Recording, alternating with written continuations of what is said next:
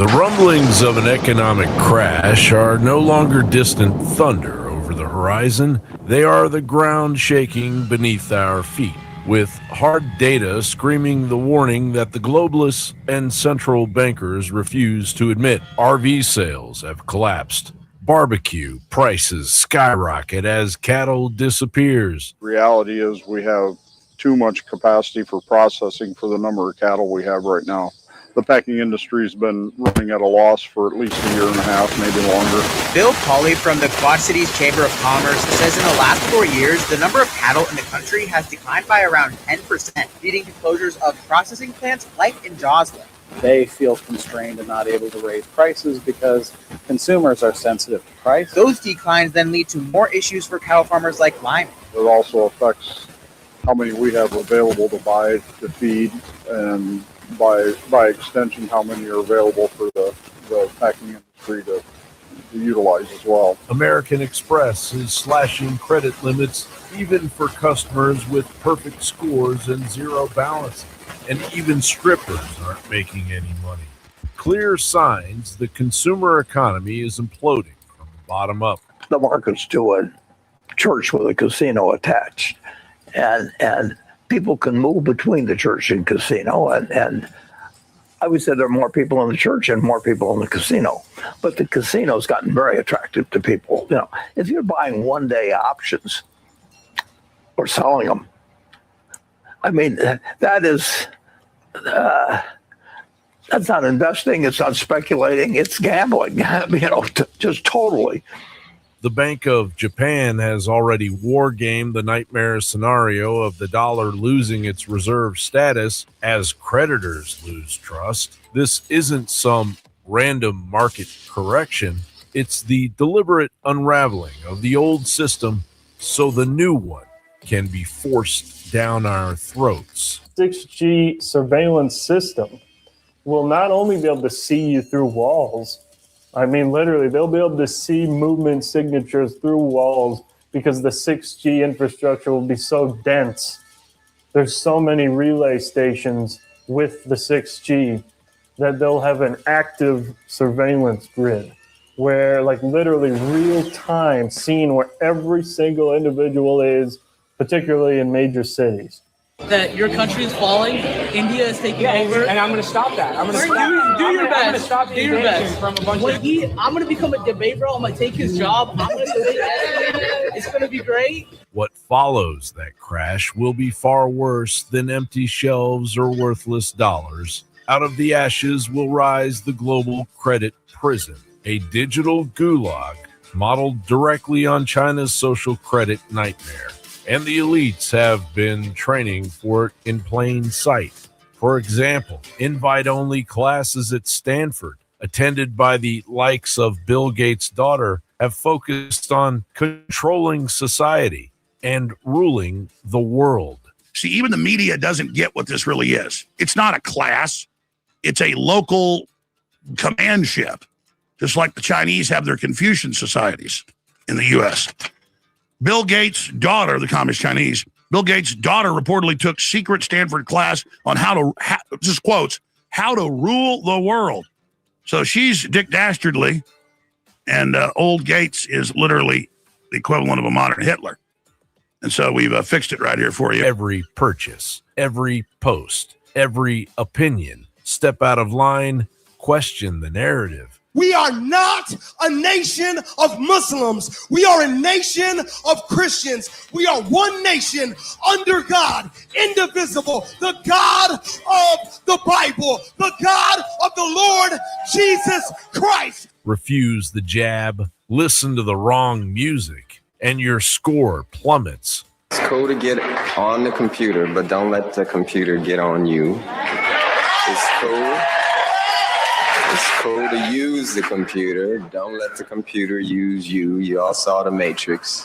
This is the awful truth set in motion that they don't want you to see. The crash is the battering ram, and the global credit prison is the cage they're building to lock us all inside. John Bound reporting for the Alex Jones Network at alexjoneslive.com. All right, we're here. Welcome to the show. I'm gonna check sound because I just poured. Hold on, let me see if this is working here. Hold on a second.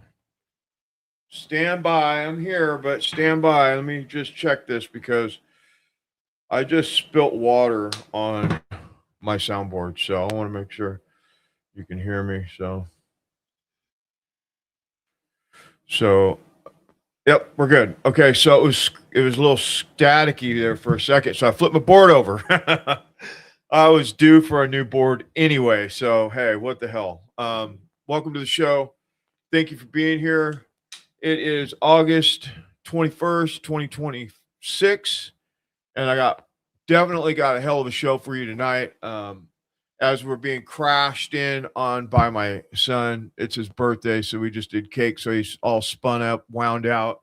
He's spun out and wound up, I should say. So it's we're having fun over here at the Web Residence. All right, so where are we at tonight? Let's talk about it. We have Ty Norman coming in. He's the investigator that talks about the two-shot theory of Charlie Kirk being shot in the back of the head and in the chest. We're going to break it down some of it next week. We're going to get into more in depth when he releases his sixth episode of this Charlie Kirk 322. If you haven't seen it, it's on.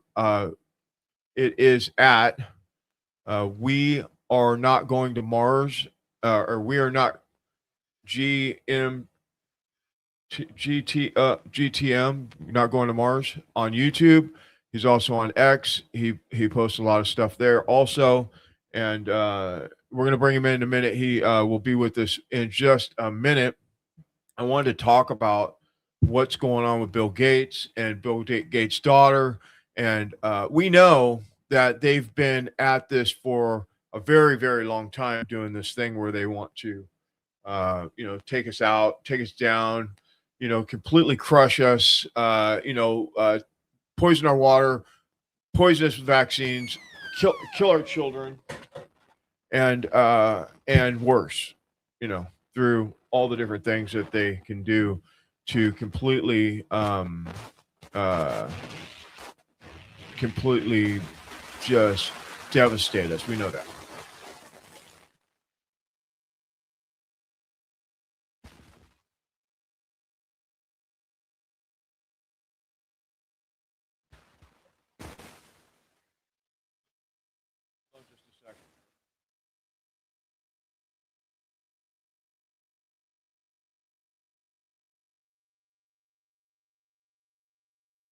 I think I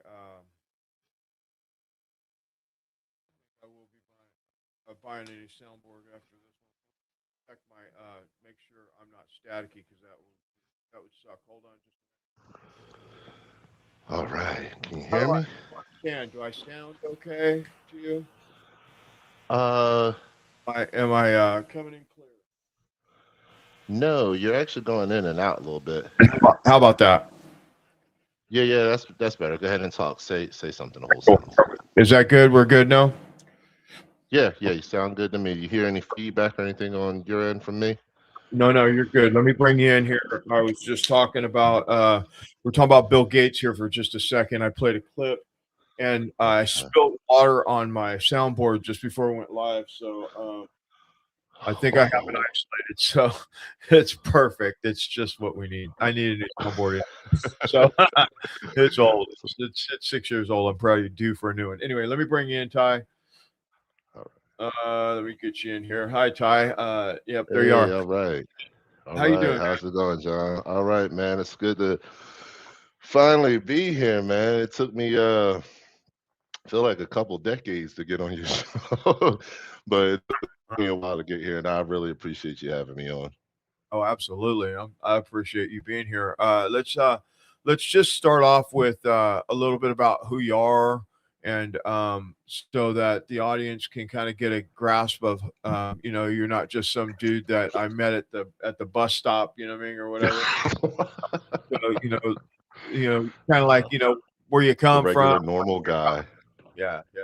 Aren't we all? Yeah. Yeah, man. Just a regular normal guy. I'm the owner of We Are Not Going to Mars. Um, hold on one second. Hold on. Yeah. Sorry, Yeah, I for sure.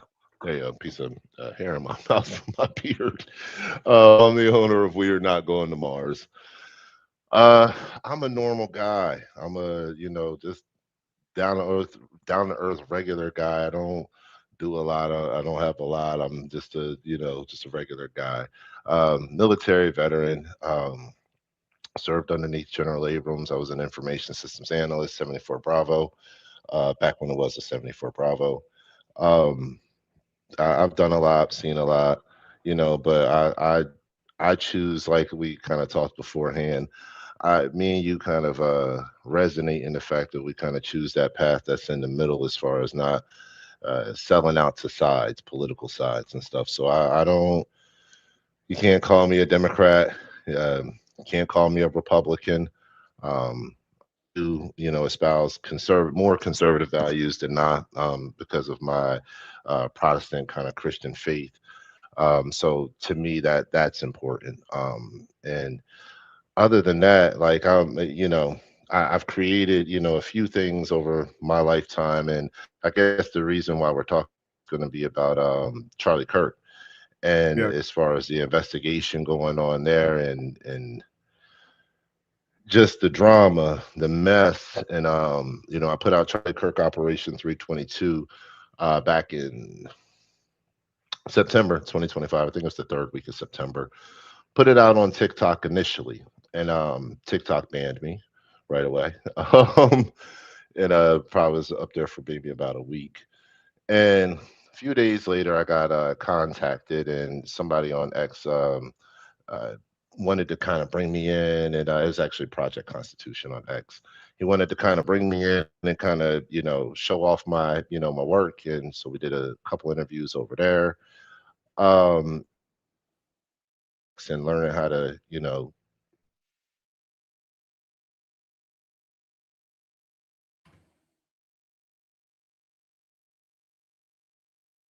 We lost you.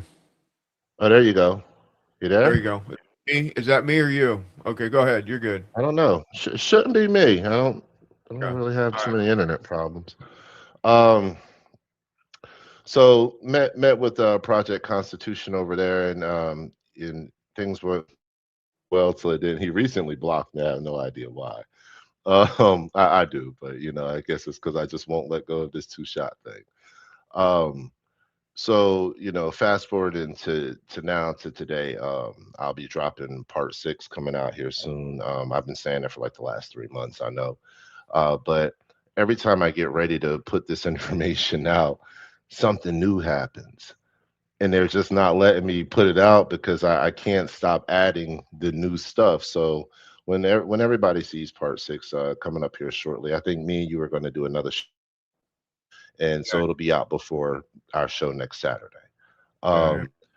But you know, eh, all the new stuff that's happening right now in the Charlie Kirk investigative community is just it's kind of sad and unfortunate, like what we were talking about before, because I really just think our country is on the line.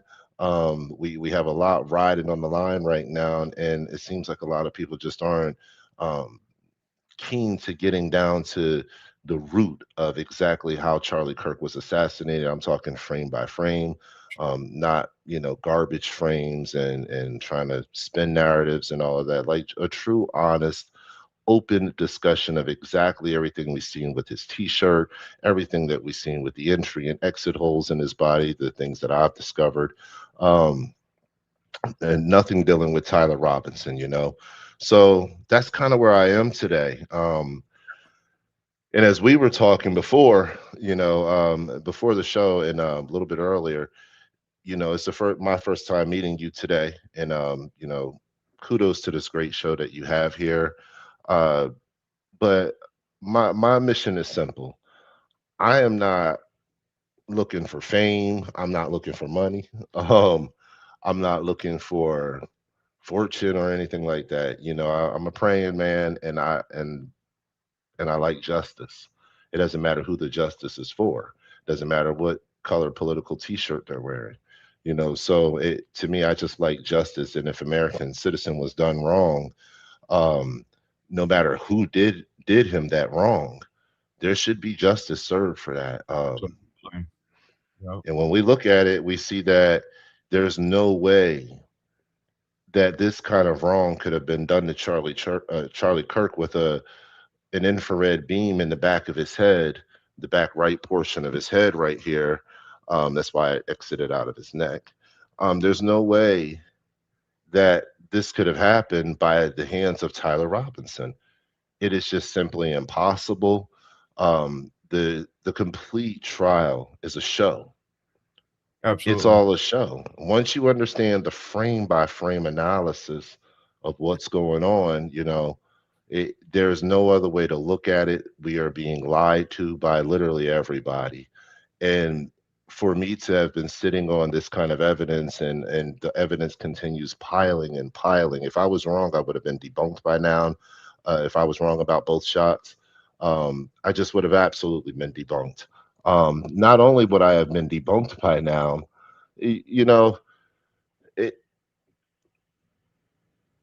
getting this far along, I would not have had the opportunity to even discover infrared beams anywhere at the UVU campus. It would have been a long time ago. They would have said, hey, there's no way those two shots because there was an exploding microphone and XYZ cancels out everything that you said. But when you get down to the nitty gritty of it and you see the hole in the middle of the shirt and you see this on the back of the head, it's all in the autopsy findings. It tells you there, the heart, the lungs, the parietal lobe, all hemorrhaging. This aligns with my two shots. The neck. It aligns with the two shots. The C4, what is it? C5, 6, C2 to C7, C2 to C7. Yep. Yeah, completely shattered, separated, and where the hole is on the neck, if that was an entrance, the C2 to C7 is up here. Yeah. You're not going to break that. You're not going to get parietal lobe hemorrhaging from a shot that goes to the neck. Somebody that's standing on the ground, shooting from like laying on the ground and right in front of him, so it could shoot up like this. There's no way. Yeah, that's what I said. Yeah, and then we would have had the of course the bullet come out of the head or something like that. We would have seen a completely different reaction. Right. Yeah, because they had a backdrop too. By the way, you said they had what now? They had a backdrop. Remember? Yeah. Backdrop. You would have seen it. There's no. Yeah. And I'm just a retarded dipshit, but I can put A plus B equals C. Pretty simple. I mean, and that's and we'll get into it later. Let's stay on the shooting right here. But I got a lot of questions about a lot of different things going on right now, and I don't know how to address it really to address it because I'm 5 or 6 years into the space, into the internet, and I don't know where where I'm supposed to tread exactly, except for on that yellow flag and that red, white, and blue flag. That's all I know for sure. Everything else is up for, because I mean, if people are telling us that and not going near it, the things that are being brought out, like we talked earlier, even if you're wrong, why wouldn't it be some kind of a debate with the people that are saying that it's absolutely this theory or that theory? Why there's some kind of a debate? Because we can go over the shot theory. I have the last few videos of yours where you talk about the shots. We talk about we also have verification from even the person that says that he was shot from 350 yards away. You hear about that? He said that he was shot from a bird of prey drone from 350 yards away. It wasn't. Yeah, I did actually hear that, and no, that's incorrect too. And if that was true, from a 308 or whatever, and he got shot in the neck, we've seen all the analysis. The whole first 4 or 5 months they did the analysis on if he got shot in the neck in the front, what would happen to the back of the neck? His head would have fell off. So, and I brought that theory up, and we'll leave it right there for now. And it just doesn't. None of it makes sense to me because we can go back and do all the analysis and all that stuff, but we've already done it for months. We did that. We already know Almost a year. That is why they came up with I think, and I'm just going to put this out there, and we'll get into your stuff in a minute, but I think that's why they came up with the shape charge exploding, cutting his jugular, which makes no sense because they apparently they found 7 pieces of a slug, allegedly fragments in his body by his heart or something. I don't know. I mean, they found, I think it's 5 or 7. It was multiple pieces, multiple fragments. We do know that, but they found in his body. And if I'm not mistaken, I don't think they were all from the same caliber. Very interesting how that works out. If I'm not mistaken, or I think some of them were non-conclusive or something like that, which would be very, interesting to suggest that maybe it is, 2 different kinds of rounds. So it is not conclusive that it was all just one round or anything like that. But what I find funny is, so if we're just talking about the shot just alone, the shots just alone. Yeah. The 2 shots that I mapped out, and I think the reason why I'm having so much pushback from so many people in the independent investigative community, obviously I'm not a strange guy or weird guy or anything like that. I'm coherent. I could talk, I live in a good house. I'm a regular average American.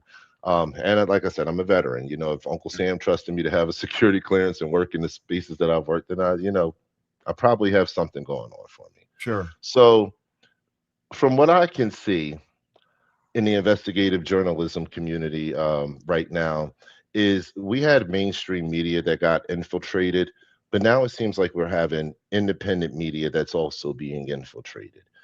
To me, it makes absolutely no sense why you have findings that come out for the report that came out saying how he died, as far as his heart and his lungs hemorrhaging, as far as the parietal lobe hemorrhaging. I think something else right here at the base of the brain stem of something right here. I forget what it's called, but there's a name for that too. It was right after the parietal lobe.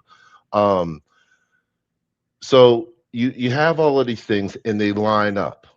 What I'm saying is not difficult. He got shot in the head and he got shot in the chest at the same time. Okay, the coroner's report or whatever that analysis was came out. Candace read it on her show. They read it during the debate. Andrew Wilson read it in the debate. Interestingly, neither one of them read the section about the parietal lobe. I'll leave that alone. So we know that these things exist, right? All of this exists. This is all real evidence, all real data, real information. So if I show, and if I've been saying for a year now by the birds of prey drone that Charlie Kirk was shot in the head, and he was also shot in the head, in the chest with a smaller pistol called a pinfire, P-I-N-F-I-R-E, pinfire pistol. Okay, so if he got shot in the head and he got shot in the chest, by the time that this autopsy report comes out and the autopsy findings, then what we should be seeing in the autopsy findings is vindication for what I've been saying all along, 2 shots. Instead, we're hearing people continue to say, oh, he's wrong. He got it wrong. He's not right. Me and you even had a conversation just before the show about someone who recently said that. We may talk about that if you want to, but we'll get to that later. It's across the board. Some of the top accounts out here who are following this investigation, following me, unfollowing me. So it's not like they don't know about my work. I've amassed from 0 to over 23,600 something or 700 followers now since October, right? So on X and thousands on YouTube as well too, maybe 3,000 or 4,000 on YouTube. So and on TikTok as well. I made a backup account on TikTok. There's another 1,000, maybe a couple thousand over there on TikTok.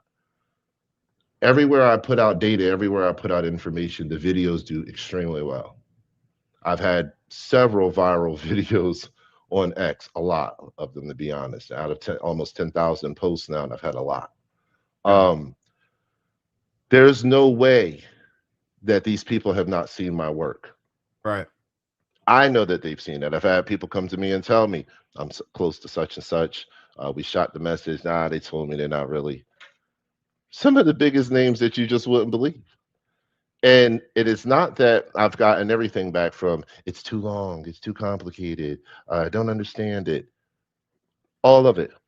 And it's not that hard. It's not that complicated. If you passed the first grade, I tell people all the time, look, I have to try extra harder, you know, and maybe I'm a little bit extra smarter because I went to the first grade twice. So at the end of the day, you know, you don't got to be bright to do this. You don't have to be the cream of the crop doctorate degree level kind of intelligence or anything like that. It takes a lot to put it together to show it to you, but the way that I'm showing it and breaking it down, if you just have enough discipline to sit down long enough and take in pieces of information, you can kind of begin to walk through it and say, oh, okay, this logically makes sense. And then after this amount of time that is going by, you'd be able to easily say, hey, you know what? If this guy was wrong, it would have been proven by now. It just would have been proven. Somebody would have said something by now. Somebody would have said, hey, you know what? That guy with the two-shot theory, he is wrong because of X, Y, and Z. He's been out here, you know, touting this theory all over the place and trying to mess up this investigation. Instead, what do? They do exactly the opposite. They don't say shit. They don't say nothing. They just don't respond. Nothing. I know. And I'm like, that makes absolutely no sense to me because it's not about you being right. It's about knowing how it happened so that we could follow that trail to get to where it came from, because really on the other end of how it happened is how it happened and who did it. And that's what's important. And I have a theory, and I don't know if we're ready to say what my theory is, but I'll damn sure say that my theory is right. The reason why they're hush hush because they don't want to be the next Charlie Kirk. That's the only thing I can think of. Yeah. I don't know. I lived my life already, but I don't.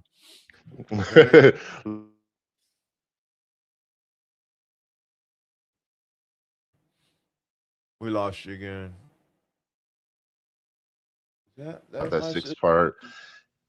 Oh, you there? Say it again. Yeah, I'm here. Say it again. Okay, got you back.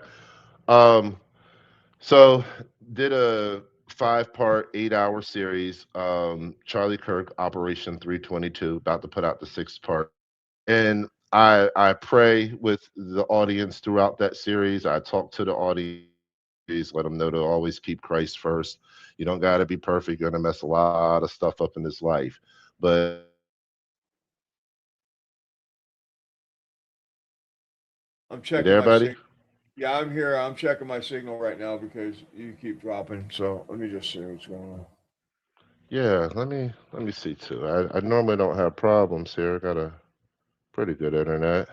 Yeah, but hey, when you talk about certain things, shit goes haywire, okay? Yeah, that's what I told my lady. I said, I've never had problems with these these are new headphones. I said, I never had problems with these headphones. This microphone, my microphone on my laptop's not working. My microphone on my headphone's not working. Our internet's having problems. And I'm like, we were just having a conversation on the phone an hour ago and we weren't having any difficulties at all. We said we're going to have this show and now on the internet, all of a sudden in 2026, we can't get a good connection. Come on, man.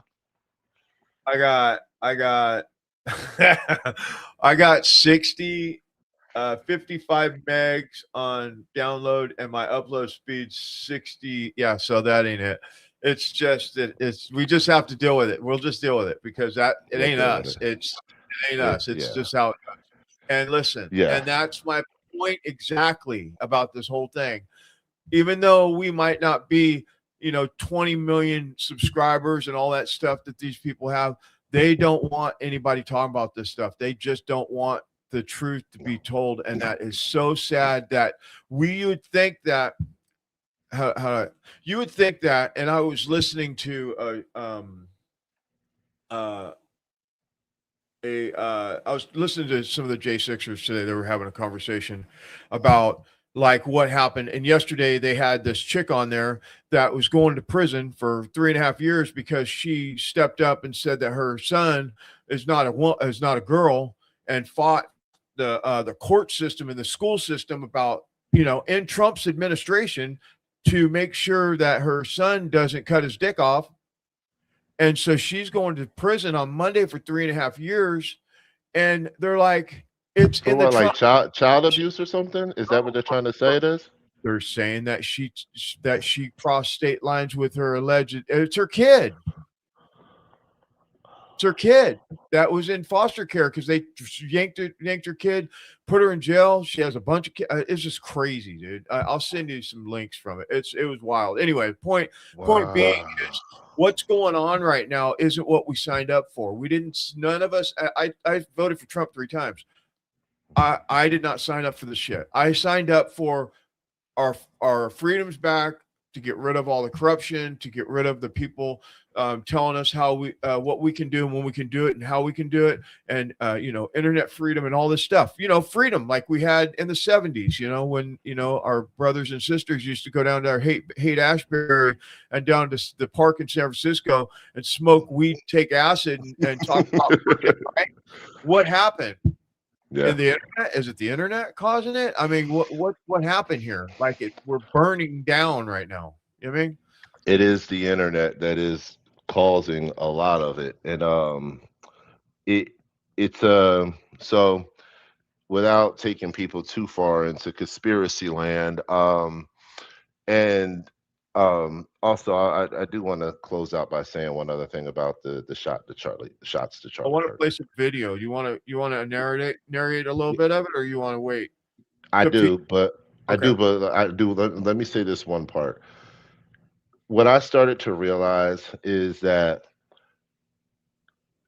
the closer, the further along that we got into where we are right now. Yep. I've begun to narrow down the things that they won't talk about, the things that they refuse to talk about. Okay. When you see what they refuse to talk about, and this is what I want to let everybody know, it's not about all the things that they do talk about. Don't be wowed by all of that. It's deception, it's trickery. Instead, look at the things that they don't talk about. That is the best way that the devil can tell you a lie. It's just to not say anything at all. To make sure that he's obfuscating so that you're looking off in the other direction and the real business is going on over here. So the same thing is true when they shot Charlie Kirk. I did not realize it until recently because I'm the guy, like 2 shots, and every day I'm, grinding it out online. So I'm telling you everything that happened with the t-shirt and his head and the body and the neck and all of this. But something key came to mind, is what Candace has said. Everything was on the left side of Charlie. And as I began looking for part 6 of Charlie Kirk Operation 322, as I began looking at it, I said, there's no way that I can do this part 6 without talking about this left-hand side. Right. If you want to know what happened to Charlie Kirk, the stuff happening on the left-hand side is the sauce. It is the business. And it was a dream, by the way. And it was a dream that she said Charlie came to and told her to say. Now, yes. And you can extrapolate a lot from that. Absolutely. I believe that shit wholeheartedly. So we bring that to a lot of different areas. But we'll say, if we were to follow what's being said here and to go with it, it checks out 100% on the left-hand side. And that's exactly what I'll be covering in part 6 is this was a military operation.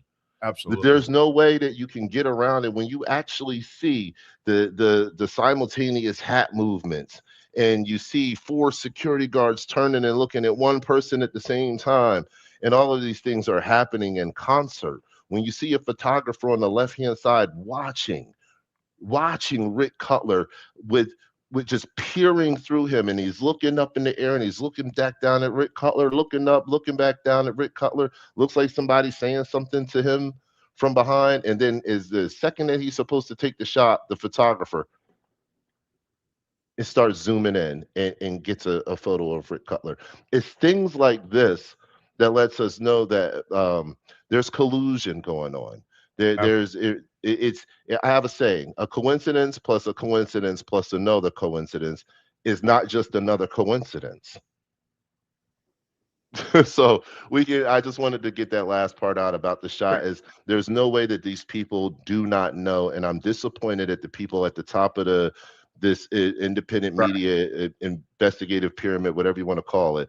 I'm disappointed at these people because I know they know who I am. I know that they know my work. I've had thousands of fans spreading thousands upon thousands of tags and messages and direct messages, super chats. I've sent super chats directly to John Bray to tell him, stop telling people about this exploding microphone. This is not real. Correct. This is not true. We have to stop doing this. You're hurting the investigation by trying to make Candace believe something like this. It's absolutely preposterous to believe something like this. And that's why I think I did send you a graphic or something like that to kind of show you what he is touting as his big piece of evidentiary. It obviously exploded. Look at his shirt. And I just want to, put that to rest too. Wasn't that in 5? Didn't you show that in 5? Yeah. Oh yeah. I played the 10-minute clip here about, I don't know, at least 4 or 5 times because I just play. I'm like, I kept telling my audience, I'm going to play it and I'm going to stop and start it. And every time I just played it all the way through because I might as well just let it go. You know what I mean? Because the truth is in it. You can see it. I mean, if anybody can't see it, then I don't know. I don't know. We want to talk about people that are paid off. I don't know. I don't know because there's so much of that going, and I didn't realize it. And where I've kind of known about this a little bit lately, but in the last year or so, especially in the Biden administration and how they were paying influencers, doing all that stuff, to push a narrative and all that stuff. And I got it then, but then when this thing came out with Alex Jones and Tim Pool, I was like, got it. That's what's going. Did you see that? I'm like, that's the one. They're meeting silently in secret and doing this thing to push narrative. And that's all these MAGA dudes, all of them. And MAGA dude, women, whatever they're, these people. And they're in secret having these conversations with these people that aren't even from here, right? They're from there, blue and white. And then they're pushing a narrative that's to attempt to crush the truth or even partial truth. Because Candace has some stuff spot on.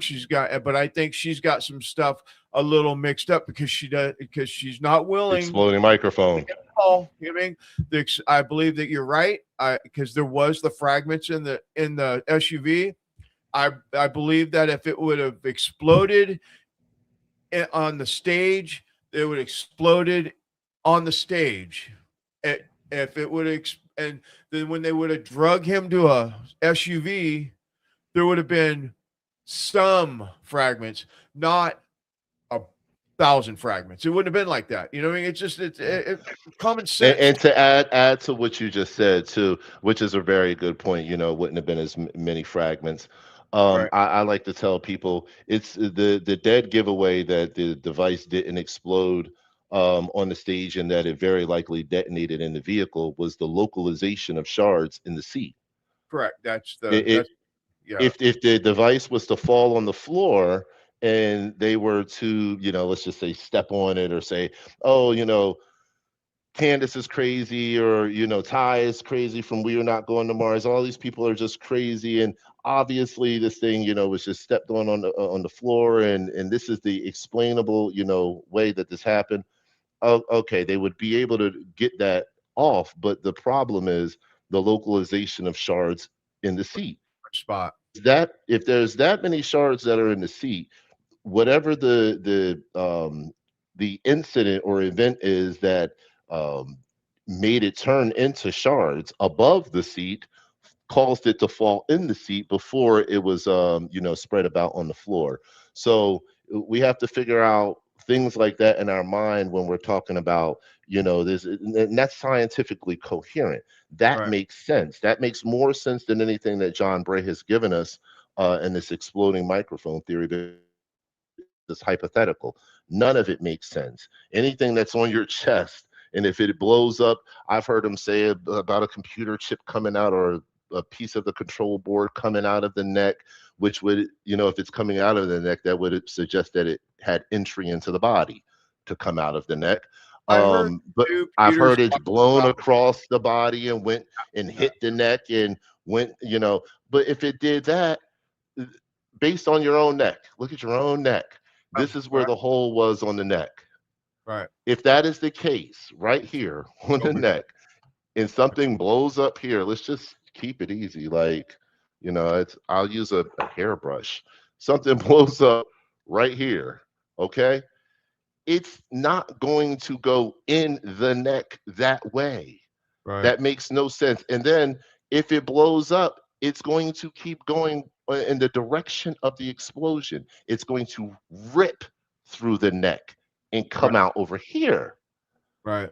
That makes sense. And that's scientifically coherent. But what John is asking us to do is to put away all scientific coherence, put away all common sense, and then have faith and believe that, no, just because I said though it happened this way and I've shown you this image where his shirt is popped all the way back, that means that that's an explosion. Wasn't that neck cavitation that I can't caused do it. his shirt to go back like that though, because it pushed him down? Yes. Yeah, And see, you do know my work. You can do it yourself. Look, you can do it yourself. I mean, you can do it yourself. Bam. I mean, it pushes you down, blows everything back. His neck swells up for one frame. Yes. And then boom. I mean, yes. It's that simple. If you know what, you just became the poster child of explaining it in less than 30 seconds. Well, so there's more to it. I watched Valhalla, all these different people, a bunch of people do these shooting the what is it called? The rubber ballistic dummy. The ballistic dummy. I've seen them do it, and they do it, then they shut, and then they take it down to 1 or 5 frames or whatever they do. They slow it down, and it literally does the same thing. It goes like this for a second. Expansion. Yep. It expands for just a second. Yeah. And that's neck, exactly what happened. And if he would have gotten hit with a shard, his neck wouldn't have did that. I mean, it's common sense to me. But I mean, it's common sense. I love the way you break that down. That is absolutely fantastic. That's another wonderful point, that if something is blowing up here, you're not going to have the extreme cavitation of the neck that we've seen Charlie experience. And mind you, we're only talking about one shot right now. Yeah, we're not even talking about the chest shot. We're not even talking about the chest shot yet. So that's what a lot of people don't understand is and again, I will come back on next week on Saturday. I'll bring all the visuals and I have everything set up for you, and we'll go over my video. We'll go over part 6. I'll do it on your show. Do you think that it was below the solar plex? Do you think it was where the shot went in? Yeah, the 2 millimeter. It went in on the I'll go over in the thing too. So it went in here. I think that it hit bone. I'll put that right there. I think that it hit bone. Yeah. And deflected and kind of like it. So bounced down. Yeah.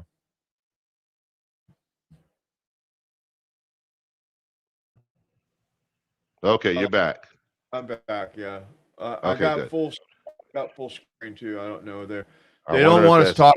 Just keep talking. We'll just keep talking. Yeah, exactly. Hey, listen, just hold on. Just I'll let you finish your point. But just give me a second. Yeah. This isn't happening just today. Okay.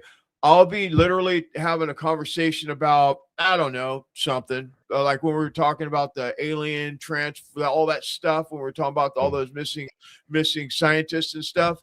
My sister, shuts down. It's brand new. I just spent like $5,000 on a new system. It just shuts down and then turns back on. And I'm like, okay. So I call my IT guy. I'm like, hey, what's up? He goes, hold on. He just links right in. He's like, nah, dude, there's no reason why it shut off at all. No reason at all that it shut off. It just shut off. It tells you everything you need to know. That's crazy. Okay. Or my That mic's is just crazy. cut out, or my streaming service just shuts off. It's not any of the stuff. It's something else. Okay. It's just so look, it's for you. Well, let me. I do want to piggyback off of that for a second. That is very true what you're saying, and people. There's something people could look up called gang stalking and all of that kind of stuff. They But did that's a very the Charlie Kirk murder, the assassination. They cut the cell phone service. That's why stuff was so messed up. We know this. Hey, look, hold on, John. Don't mess up part 6 for me. but I want everybody to understand though what John is saying. And I keep it real.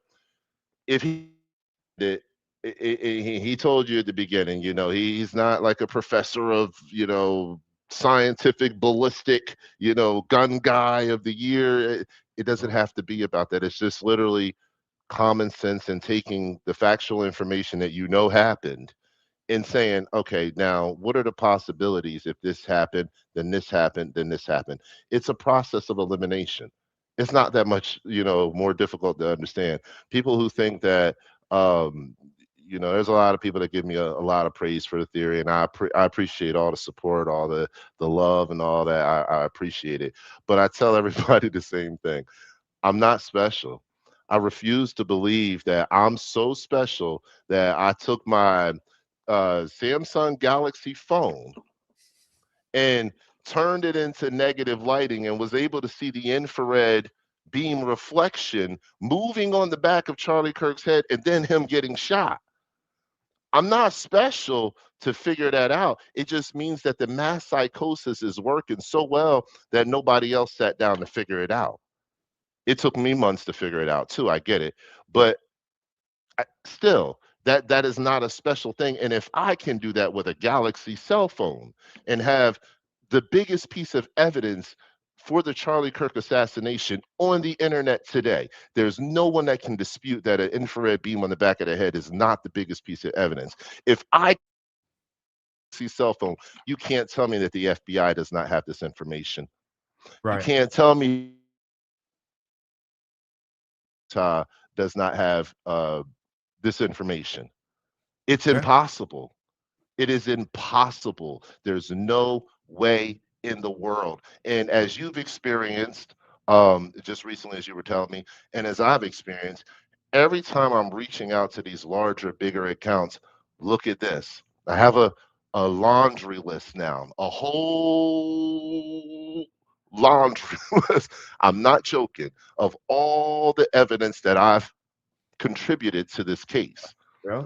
And they just refuse to say my name. They refuse to look at it. They refuse to, hey, let's talk to him. Let's bring him on. Let's have a conversation about it. Let's see what he's talking about. I don't bite. I'm a normal guy. I don't have anything crazy going on, but either they're scared, like you were saying earlier, because they feel like they might get Charlie Kirk, or something else is going on because, and we don't want to think it's the latter of something else going on. Of course not. We don't want to. That's too deep. It's too dark, and it hurts the soul to say that everybody is in on it. Everybody. That is dark. That's a lot. That's a lot. That's pretty. That's heavy. So what I like to say, and where I'm keeping my mind and keeping my sanity about myself, is there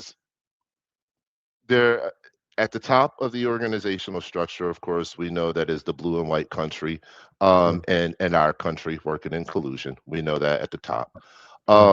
But under that, I don't want to say that everybody is in the know and everybody understands the esoteric connections and what all these people up here want at the top. I'm not saying that at all. But what I am saying is, out of being naive and wanting opportunity, you mix these two things together. that being naive and that wanting that opportunity is leading a lot of people to say, I'm going to turn the blind eye. I'm not going to look at this evidence and this information because it's going to mess up my opportunity.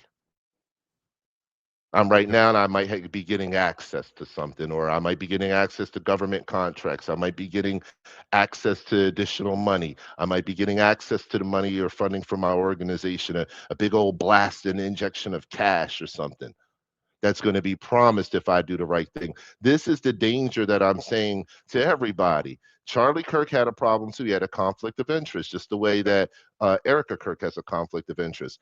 They have access in a perverse way in our system. It is why in the world would you have a book publishing deal with the president's family or the presidential family of the United States? Anybody that knows anything, I'm developing PenPub, a platform to go against Jeff Bezos. We don't have to get into that in this conversation, but what I learned in developing this platform is digital publishing is a black hole. You don't know what kind of money is moving in digital publishing because there's nobody's tracking it. Right. So what I notice is a lot of these influencers and these people are they're being naive and they're being opportunistic and they're compromising their values. I don't think they're all in on the esoteric side of things and just understand that the Epstein class and how they move and sacrifices and all this other kind of stuff. I think most of these people that are involved do not understand that. But I think a large part of them are lower level, like you would be a lower level Mason or something like that. They're lower level initiates. They don't understand. They understand they have an opportunity ahead of them. They're naive, and they just don't want to ruin it. So they're willing to get on the camera and tell you every day, yeah, this and that and this and that, and it was overwhelming. The evidence was overwhelming. Bro, it wasn't overwhelming, especially that Benny Johnson guy. Benny came out, he was one of the first ones to come out. And when Benny Johnson. Did you see his wife in the background when she was right behind him and the look on her face when he was saying that? I was like, Look, Benny Johnson, I don't know if you saw this clip. Benny Johnson was one of the first ones to come out to say he was in connection with TPUSA and high level of people at TPUSA, and he had it on good word, good authority that there was foreign actors involved. Benny Johnson was the first person to say that right at the beginning. Yeah. But now we're coming out the courthouse saying things are overwhelming. Overwhelming. This pencil neck little dude with 100 different maroon shirts with the same haircut and the same kind of hat and the same kind of shoes all over the campus. I mean, it just come on. I mean, are you really? I mean, even the dude that was by the tree that you showed in that last clip yesterday or whatever, the circles that we were talking about, he's in a maroon shirt and he's right there. But you went out for a second. You said even the dude that was go ahead. I'm listening. The dude that was by the tree that you had circled or arrowed when everything on the left, that clip. Yeah. Oh, yeah. Mm-hmm. The guy that was holding his cell phone like that. Yep. Is that what he was doing? Because it was on the other side, so I didn't know. But I'm just like, listen, you got 12 cell phones from the blue and white country on the campus. Okay, so you have 12 exchange students at Utah? I mean, come on. I mean, maybe UCLA or New York or Pennsylvania, Penn State. I mean, some big colleges that have a lot to offer, the medical program or whatever like that. But UVU, I mean, come on. You know what I mean? And then like they're like, and then they didn't let Joe Kent go down that path either. They didn't let him investigate that. Have you seen what Bongino said? Yeah, been saying the last few days, right? Oh, I got to show you those. He's saying that what Joe Kent was doing is a lie, and that he didn't have authority to do any of the things that he was doing as the national security terrorist security head director. And I'll show. We'll play that. We'll play that clip in a minute. But they know that's damaging evidence. They know it's damning, dude. That's what I'm saying. It's like, listen, whoever you are, and this is for everybody. This is I've been talking about this for a couple of days. Whoever you are, it doesn't matter. The truth is in the truth, And all that other bullshit, none of it matters, because at the end of the day, if you're taking fucking money from Trump or whoever it is, I mean, I don't know who you're taking, who's blue taking and white people, whatever. At the end of the day, you're compromised, and you could be the next person that's in line to get the same thing happen to all the other people, because we just know about Charlie Kirk because it was in our face. There's tons Prominent, of people die all the time from this, because once they turn, that's it. Yeah, that's the truth. That's like, it. Look at all those people that just. You think Lindsey Graham had a heart attack? Come on. Do you really think he had a heart attack? I mean, come on. No. He was in Ukraine at a drone facility, and then next thing you know, the FBI's in his house for a week looking for. Well, I don't know what they were looking for. They must have been looking for the missing information that he didn't give them before he got whacked. I mean, come on, man. We're not that stupid. But they just keep telling us how stupid we are, because we're just we're the goys. We're just the dipshits. That's why I say that. Like, we're just retarded. We're just we're just kind of retarded. We just stand around, sucking our thumb, because that's what they think about us. That's what they literally think about us. They literally think that about us. They through their the Talmud and Torah, they have these just completely evil looks on especially Christians, and if we know anything about America, this is a Christian nation. I don't care what you say about it. And they're trying. They are trying hard, dude. They are really trying hard to change that shit right now. They're trying. And, that's all they care about. To be honest with you, they just want to take Christ out of the Constitution. That's what I've been talking about. This whole thing is, these people are esoteric in the fashion that they're living out their Babylonian culture, the Babylonian society, as crypto Jews.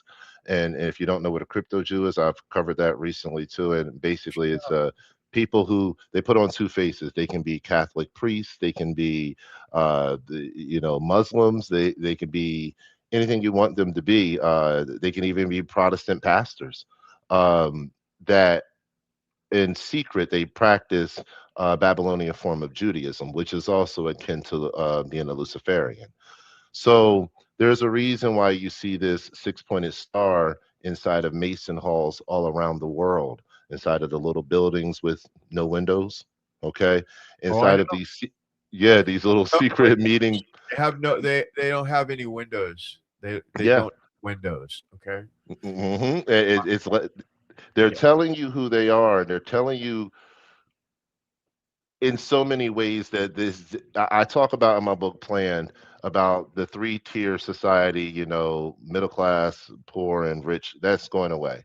And it's all going to a 2-tiered world, and to an access-based economy. You either have or you don't. You're either in or you're not. But that's the way that they've always lived. On the inside, they consider themselves the enlightened ones, the illuminated ones. We know the real truth. We have the truth because their principles and their masters of who they serve tells them, hey, the Christians out there and all those other people, they're goy, they're trash, they're this, they're that, whatever title you want to give it, but they're on the other side of the fence. So they've been living this access-based world, this 2-tiered world, for many decades now. And they want to bring us into this world that they live in because they just kind of want to live their lifestyle out loud. That's what they really want to do. They want to live all the evil things that they want to do and all the evil principles that they've established. They don't want to hide anymore. They want to do They don't want to. Yeah, they want to do it right in your face, and they want you to be okay with it and agree and say, hey, you know what? That's the way to do it, but they can't have Christ around to do that. They have to take away our ability to worship Christ because they know that if we put Christ before government, we'll never bow down to government. We'll never do it. We'll always have brothers like me and you where regardless of our age, our color, our separation of state and space, of life experiences, we will always find a way to come together. Correct. They want to destroy any way that we could possibly come together without them being involved. They Right. don't want to lose relevancy in any kind of way, and they don't want to lose superiority. So what do? They try to diminish our value, make us be that dumb goy, and feed us this slop over and over and over again, so that we can't be on the other side and challenge them in this thought process of being illuminated and having knowledge and wisdom, so that they can claim all the wisdom for themselves. And you guys calm down. Just listen to what we're telling you. You don't know what you're talking about. You're dumb goy. We'll handle it for you. We got it. Just shh. Go ahead and we'll give you your paycheck. Go take your paycheck, pay your high water bill, electric bill, mortgages, taxes, and all of that, and go be quiet, because you can at least take one vacation this year. So shh, be quiet. You should be happy you have that. As they continue to take and take and take from our taxes and our kids' future. So that's kind of like, I'm probably saying a lot tonight, but I'm a little fired up, man. I'm fired up from today because they're still in my workout here and going out and telling people that they found the Elbit Systems Birds of Prey, platform. And I've been telling people about that in my two-shot theory for almost a year now. And I'm waking up to messages. Hey, this guy was on, Jimmy Dore's show and all this stuff. And I'm like, hey, listen, we know it. Okay, we know exactly what happened, and we'll get into that some other time. But we know what's up, and we're gonna we're gonna wait on the 6th next week. But let's talk about what what you dug up in 4 about Charlie Kirk's military government clearance, military government clearance. Let's talk about that little thing a little bit, because I don't think people know, because that's hush. People aren't talking about that.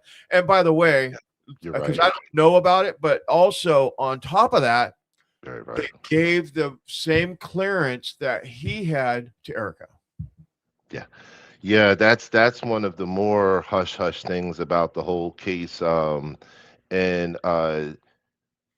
to me, I think that it's just in parts 4 and 5, I kind of go over this, and I'll definitely be touching on it more explicitly in part 6.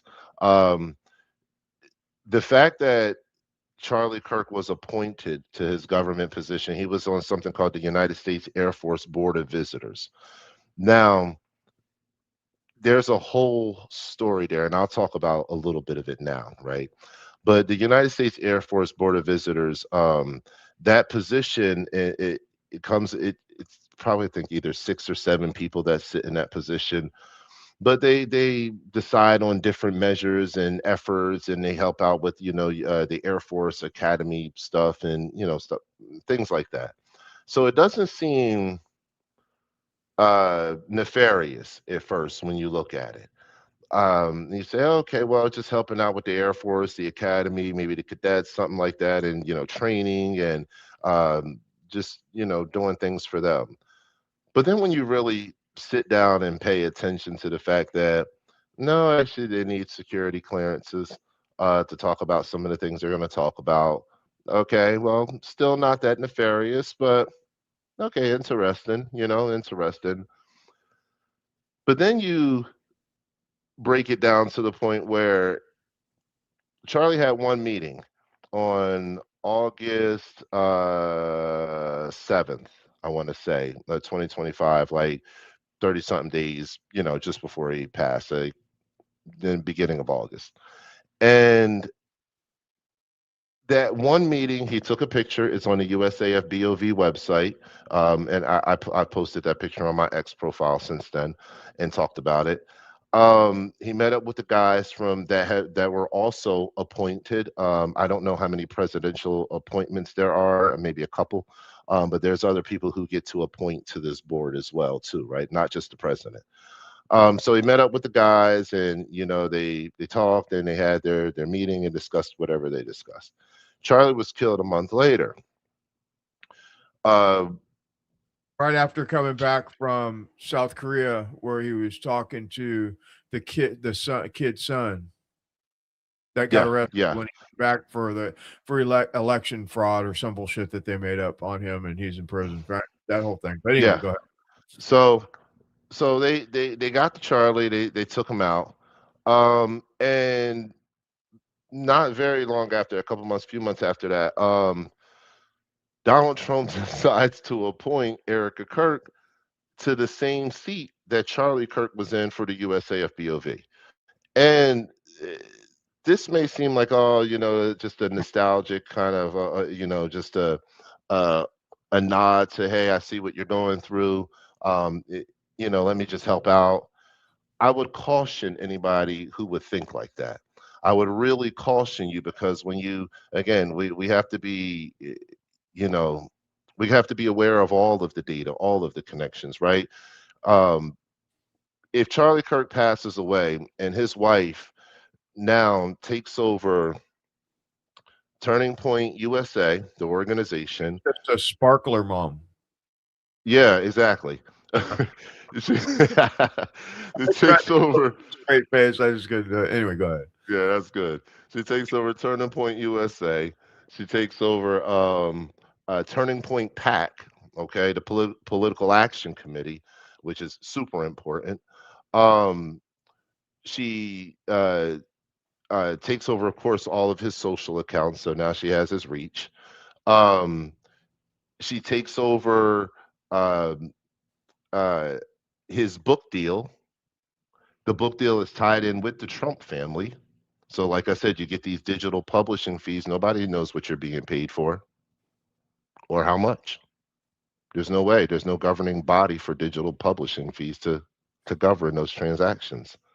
So now she has this backdoor to Trump into the to the political family that's in the White House. So her being given her husband's position on the heels of all of that mound of stuff that we just laid out is actually way more of a big deal, because this is now, like, what do you call it, a quid pro quo? You do something for me, I do something for you kind of thing. So it's like, now, hey, do the thing. Do the things, and look, I can kick you some money on the back end on that publishing deal. You got the security clearance, you in position, you have access, you're in the government.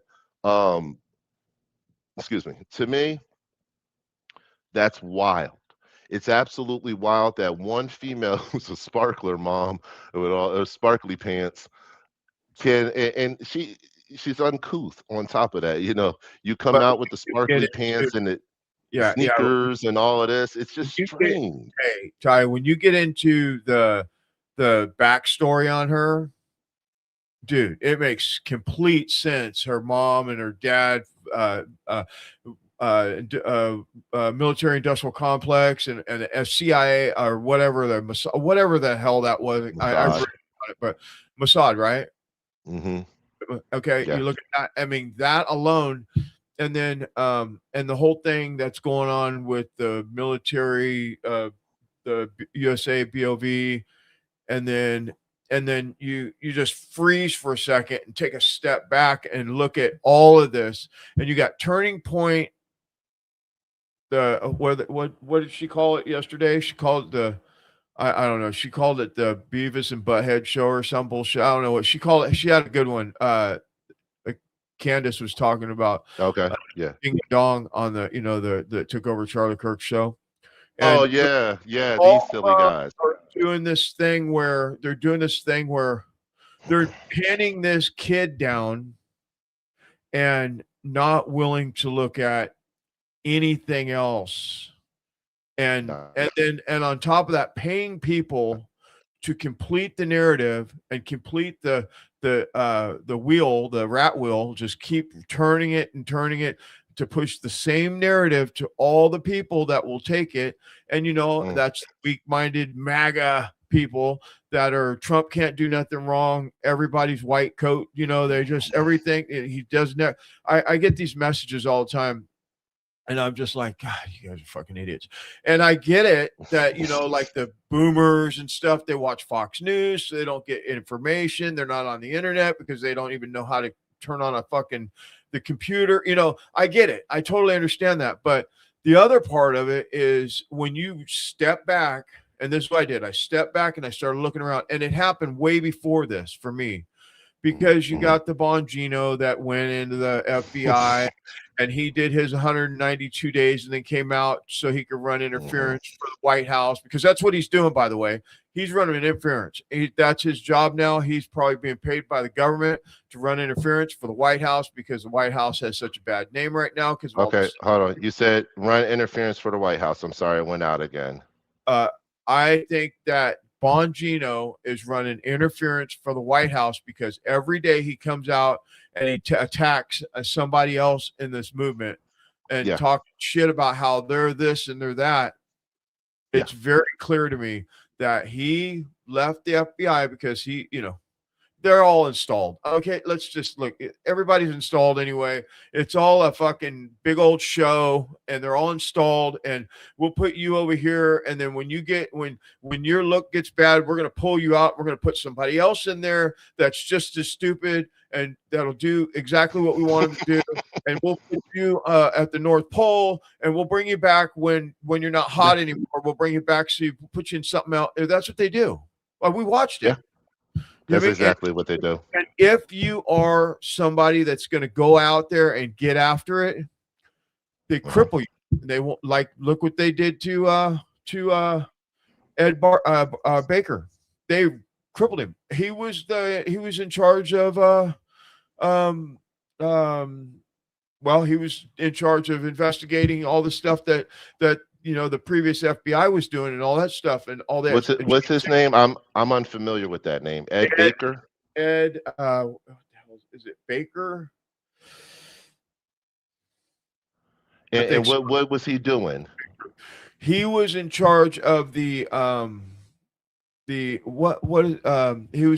doing the investigation work for the DOJ. Okay. Is it? Who was he investigating? Was it in one of the administrations? Thing that happened that just came out today that they've kind of rounded the corner on the whole thing that happened to Alex Jones and that whole debacle where they went out. They just today said that all to get his money. They owe him like $1.5 billion right now because of what they've done to him. I mean, they've completely tried to ruin him. And if it wasn't for the people that continued to help him by buying his products, he'd have been buried. He'd probably be homeless. But instead, people just stayed with him, through the ups and downs, and you got the propaganda talking about he's a Qatar agent or he's a this or he's a that. And he's always been the one telling the truth, as far as I know. And so. What's his name? Ed. Let me look. I think it's Ed Baker. He was in charge of what's it called when you get my brain's fried up. I've always enjoyed and I know this is kind of controversial for me to say this, but Alex has been he's one of those anomalies in this space that, especially if you've been here as long as I have, you've seen all the versions of Alex. Sure. And he is one of those people that never ceases to surprise me. And when you think he's down and out, he's not. He just never will be, in my opinion. But his recent turnaround, against the blue and white place, it has let me see that, and I'm hoping that I'm right about this. I'm hoping everybody's not in on it kind of deal. I'm a little jaded because of everything that's happening right now. But what I'm seeing out of his camp and what they're trying to do is get back to, let me see, how many years ago is this? About 10 years ago now, when I used to see Alex out in these independent media streets. The hard hitting information that didn't care if you were left or right or any of that stuff. It was just, hey, you're a part of this globalist elite and you're trying to do this, you're trying to do that, and we're going to call it out, and that is what I see starting, I think, brew up back over there again. And he started going down that political route. And when he went down that political route, he lost, in my opinion, just he became a Trump loyalist, and then Trump came out against him, and called him whatever, washed Yeah. up, whatever. Yeah. And Alex is like, well, I'm not a pedophile protector. Fuck you. You know what I mean? Basically, Yeah. yeah. And and I Basically. see how Alex, because I follow him close, I see Yeah. how Alex has had to dial it back, kind of Pivot. get back on the train of Yeah. like, we don't give a shit about who you are. We care about what you're doing, right? Yes. And I kind of get that. I can't. Yeah, that's what I think I see happening right now over there at that People outfit. fucking hate it, dude. They hate it. They're on him. The comment section is going crazy about But they're giving them shit. One day he's a Qatarite, the next day he's he works for Israel. The next day he works for. I mean, it's crazy, and it's paid propagandists, the bots and all that stuff. It's nonstop. They're just trying to distract because he's probably getting back to the core of how he used to be back in the day. Alex's stuff was just the most hard hitting you can get on the internet. Period, hands down, and that happened for years. It wasn't like that was well before the Joe Rogans of the day. It was like. For the independent media world, he was our Joe Rogan in the independent media world. And if you wanted to know, if an event happened and you really wanted to know what the other side of that story was that you weren't getting on mainstream media, all you had to do was flip open your computer, go to his website, or either go to his old YouTube channel, and you'd be in the know. 2014, or kind of back then. You'd be in the know within minutes with everything they weren't telling you on TV. So I hope that he's really getting back to that mold. Can you see that? Ed Martin. A little bit. That was the guy, Ed Martin. He was the Ed Martin. Okay. Ed Martin. He was what the fuck was his post? Ed Martin. I had his name wrong. I got him. Trump says Ed Martin, pardon attorney, is the pardon DOJ. Yeah, and because he was going to make it right, Trump, he was going to make it right for Alex 6 or 8 months ago. They got rid of him. They put him up in some building somewhere in the nosebleed section, and we haven't heard from him since. But he's still, he's a straight badass. He's one of those people that if Ed Martin's on it, it's handled, right? And so that's what I mean. You have all these people. Look, you got this Todd Blanche in there, and apparently he's doing stuff good right now. But how long is that going to go on? Because they'll get it up to the line, and then they just let it sit there for a long ass time, and then you're out, and then they just put it in the back. You know what I mean? Because they are not trying to do anything for us. It's horrible. Dude, I had no idea. I was like MAGA. I was like America First. I was like Trump. And I had like a Trump sticker on I was like doing it. I had to wear a Trump shirt all the time, all that stuff. And then I seen what happened, and I was like, he fucking lied. Can I tell you the truth, though? And I'm glad that you talk about it so candidly, just to be honest with you. I'm going to tell you a story I never told anybody else before. I'll tell you here on the show. Tell a lot of people. So watch this. Forever, brother. Yeah. So I remember it was back just before Obama was about to get elected, his first run. And the TV was buzzing, everybody's going crazy. It's the first potentially black president. He talks well. He just, is and he just had this cadence about him. That man could give a speech. And so I remember sitting there, and I got older black parents and stuff, and mom and dad. This is an amazing moment. And change, yes, absolutely. Yeah. So for black people in America, Obama was a massive, massive moment that they had waited for a long time. And I remember back then, around that time, 2007-ish, stuff like that, 6, 7, 8. I wasn't as, I was younger guy, kind of still outside, I'll just say. So I wasn't really into the whole political thing all the way. I was still smart as far as what was going on, but just not, really speaking out about it, anything. Yeah, just observing. and I'll never forget the polling night. The polls are open. Go vote for Obama. And the YMCA, which was around the corner from where I lived back at home, the YMCA was, had a bunch of people there, and everybody showing out, cars everywhere, and voting for Obama. The whole community back home, voting for a lot of people. Majority of people voting for Obama.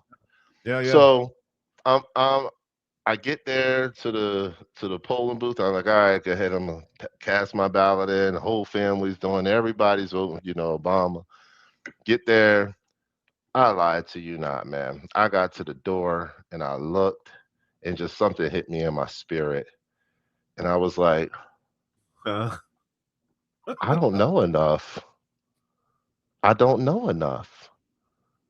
Like, it hit me like a ton of bricks, and I said, why am I voting for him? Because everybody else is doing it?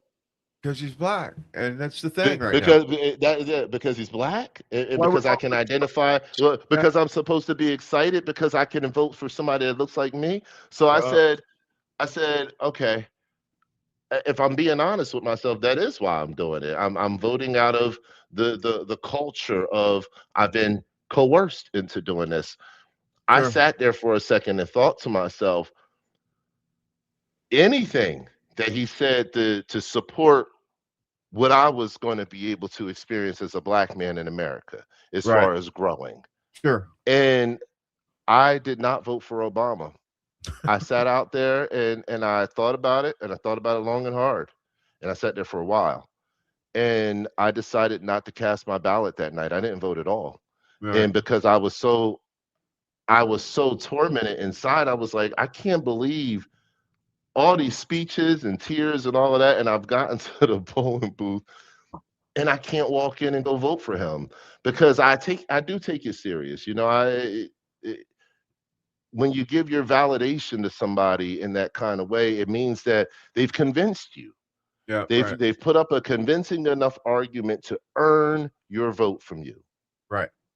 And up until the point that I got to the polling booth, he had earned that vote from me because of all the identity things that they played on, the identity psychology that they played on. And I had bought into the whole thing. And I still, to this day, I thank God that I did not end up voting for him. But I do say in my series and throughout my work, for the people who have voted for Trump 2 times, 3 times, whatever you've done, do not be embarrassed by that, because the same people that got Obama elected are the same people that got Trump elected. Absolutely. It's the same marketing department. They just are wearing a different color T-shirt. Right. That's all. It's the same people. That's the other part of it. Like my family, all I have I think a sister and a brother left. Everybody else gone. I'm 60, so I mean, my mom's been gone for 8 years or something. Anyway, they were all Democrats. They were all Democrats. And I didn't know. I wasn't involved in politics because I listened to. What state are you in? California. Oh, yeah. Okay. Yeah. My mom voted for Reagan because he was the movie star. Same like the movie star, and she voted for Reagan like 2 times or whatever. And she was like, "I'm not voting for Carter. I've never heard of a peanut farmer being a president." We'd have these conversations. Me and my mom were super tight. She died in 19, but they were all Democrats, right? Because all my older brothers were all hippies. I'm the second to the youngest out of 6,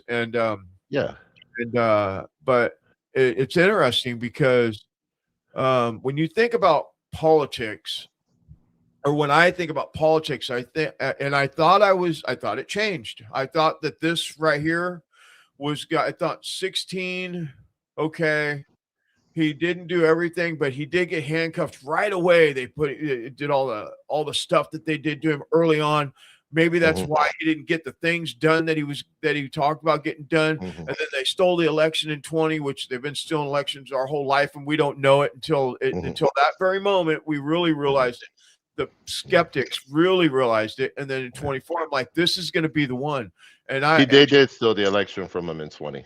Yeah, They and then, absolutely stole it from him.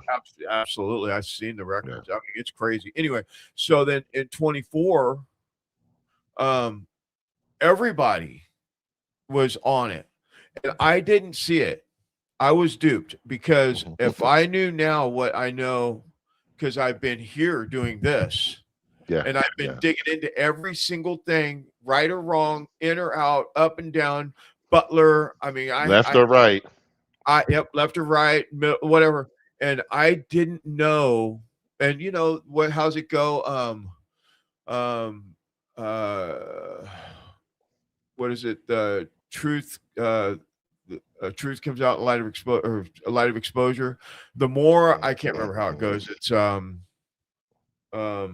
mean, I know that one. Huh? I mean, I know that one. So just saying the truth will come to light, basically. Yeah, right, basically. And so what happened for me is after I've done all this investigative work constantly, because that's all I do now. I mean, I go to work, I'm an inspector, so I literally have a lot of time on my hands waiting on people to get their shit done. So all day long, that's all I do. Yeah. And so I have questions about Butler. I have questions now. I have these questions that are unanswered. I thought that I had the theory right because I thought that that it was a minimum of 2 shooters, and I knew that kid that was on the roof that got shot was a patsy. I knew that part, but I never thought that there was a possibility that that was fake. I never thought that. And now when I look at everything. Because you know the other theory right now that's bouncing around is that Charlie's alive and we're all idiots because we don't see that he was that whole thing was fake and it was a what do you call it Hollywood operation or whatever the hell they call it, and I get it. Charlie Kirk has never been an actor, and for him to basically give that kind of a performance of getting his neck broke in front of us and bleeding out. Right. For the people that say it's fake blood, is it a fake neck breakage? Right. Well, how does your head roll back that far if you're just doing a roll and you're just joking? Well, it doesn't. Your neck was broken. That man is long gone. I get that. Totally get that. But what the theory was, or what what people were saying, because I've dug into all the angles. I mean, really dug in, like you dug into every single thing. Anyway, and what they're saying is because TPUSA has been so dishonest in every single way. Well, really from the White House down, completely dishonest about everything, that people have doubt that he's even dead, because maybe the reason why he's not dead is because South Korea wanted to kill him. This one, that, because there's other things that we don't know about. The normal person don't know about with what happened to Charlie Kirk, because there's the other angle, which is not only Israel but China. You covered it a little bit, and South Korea. That whole thing that went on. They swore that Charlie Kirk had something to do with Sun, because Sun, I don't know his first name, but I think it's Korean president's kid or something, whatever it is. I don't know his name. Yeah, but I know what you're talking about. Stole the election, and Charlie Kirk was there for that whole thing, and then he went and tried to get him out of prison a few days before he got killed. I mean, there's that angle too. So I'm just like, God, I mean, it's just, I'm surprised I don't have a headache all the fucking time. I mean, just it's a lot of data. It's a lot of information. And trust me, I know as I put together and compile all the data for these investigative series and research, it is just absolutely a lot. I will tell you this. So the two things. From the White House down is a correct, accurate analysis. All the people at TPUSA, everything. And it goes back to what I was saying about naive and opportunistic, right? But they're naive and opportunistic. When I tied it in with the masonry, I really meant to do that, because a lot of the new initiatives and stuff like that, it all falls into that culture of you don't get a chance to say anything. This is the problem with Charlie Kirk. He joined that culture. He was one of them too. So if you're at the lower side of the culture of the, we'll call the Epstein class, and you don't know of any of the higher 32, 33 level secrets, you're not in that yet. You haven't even gotten that far yet. But what you do know is that you don't give away the secrets and you don't disrespect the people at the top. Right. So that those are your two things that you do. You don't give away the secrets and you do not have blatant disrespect for the people at the very top of this pyramid. Right. He did both. He did both. Oh, he and did. Oh yeah, absolutely. So he the imagine this. You're Charlie Kirk. They build your organization up. They're giving you money. They're giving you access. They're giving you all the things, right? Then this thing comes out about Trump. Trump gets in. He gets elected. Thing comes out about Trump and not, the Epstein. We're still talking about that. Yeah. And now Epstein, and now he doesn't want to deal with the Epstein stuff. So then, as a new level initiative, and somebody with a presidential appointment and security clearance, you starting to see where this is going? Now you're talking trash about the president and his Epstein situation and how bad it looks and this and that. First of all, you're violating on two levels, on multiple levels at the same time. We're giving you money, we're giving you access, we're giving you everything, and you're just gonna do this to us. But watch this. We also gave you that seat at the USAFBOV, and it came with a security clearance. Here's the number one detail that people don't know about Charlie Kirk, and I'm gonna tell it to you because this is the a crux of what CKO 322 Part 6 is really about. It's about the motive. So Charlie did all of that, but then he said, you know what? I'm not just going to tell a little bit of the secrets and disrespect the people at the top. I'm also going to go formulate my own contract with China. So you're the head of the Republican Party, potentially going to be a presidential candidate one day. Grooming you to do that. You have a security clearance. You're tied into the presidential family making money. Bibi Netanyahu offers you some more money to take your organization to the next level if you're just loyal to the blue and white flag country. You have all of these things in your favor, and then you decide to go and say, I don't want any of that. And on top of not wanting any of that, I'm gonna tell on you, Trump, and tell how you're being a bad guy with that Epstein stuff, and talk about you openly and publicly. I'm gonna talk about your war with Iran and how wrong that is and what you should be doing about it. And then what I'm gonna do is I'm gonna go over here, since y'all don't want to deal with me no more. I'm gonna make a deal with China's TikTok on my own. Go on PPD podcast and talk about how I'm unilaterally moving the Republican Party because of the deal that I did with TikTok to control the narrative of my own voice. That's what Charlie Kirk did. Got that, huh? Oh, I didn't know that. Charlie Kirk did. That's some badass shit. That's what he did. That's why they killed him. Because in essence, you've went up against Masons. You've went up against heads of states, which are all Masons. You've went up against the security infrastructure of the United States. You've kind of spit in the face of all of that and said, I don't need none of y'all. I'm going to do what I wanted to do and what I set out to do in the first place, and y'all are hindering me, and I'll show y'all. And they said, hey, little boy, this is the old big dog's playground. We got a few tricks up our sleeve, and we will put you down. Right. That's what happened to Charlie Kirk in a nutshell. He got in way too over his head. So what you were saying earlier about the people being scared that they'll get Charlie Kirk, they are. They are fearful. Why? Because they signed the dotted line and they decided to play the game. They're all playing the game. So This is what it's about. That naivety and that opportunistic. They're playing the game because they said, at least I can live to pretend to be naive. The opportunism is going to fill my pockets.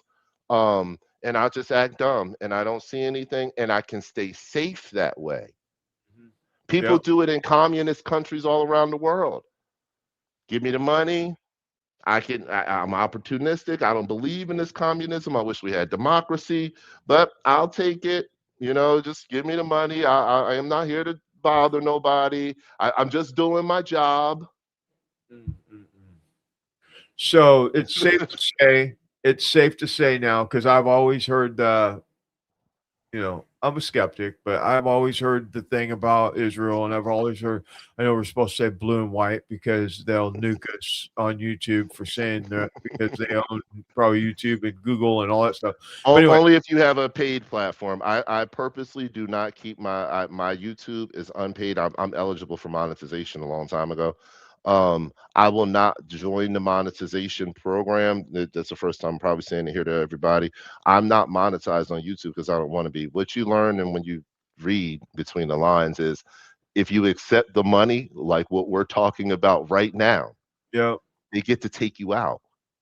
Right. I don't accept the money. YouTube don't bother me. My whole series is on you talking about Israel, talking about this and that. You know what YouTube says? I'm not sending you no traffic. Yeah, so that's what I got last week I got like 17 notices with no strikes. 17. All my shorts, 1 minute, 30 second. They hit. Are you on the monetization program?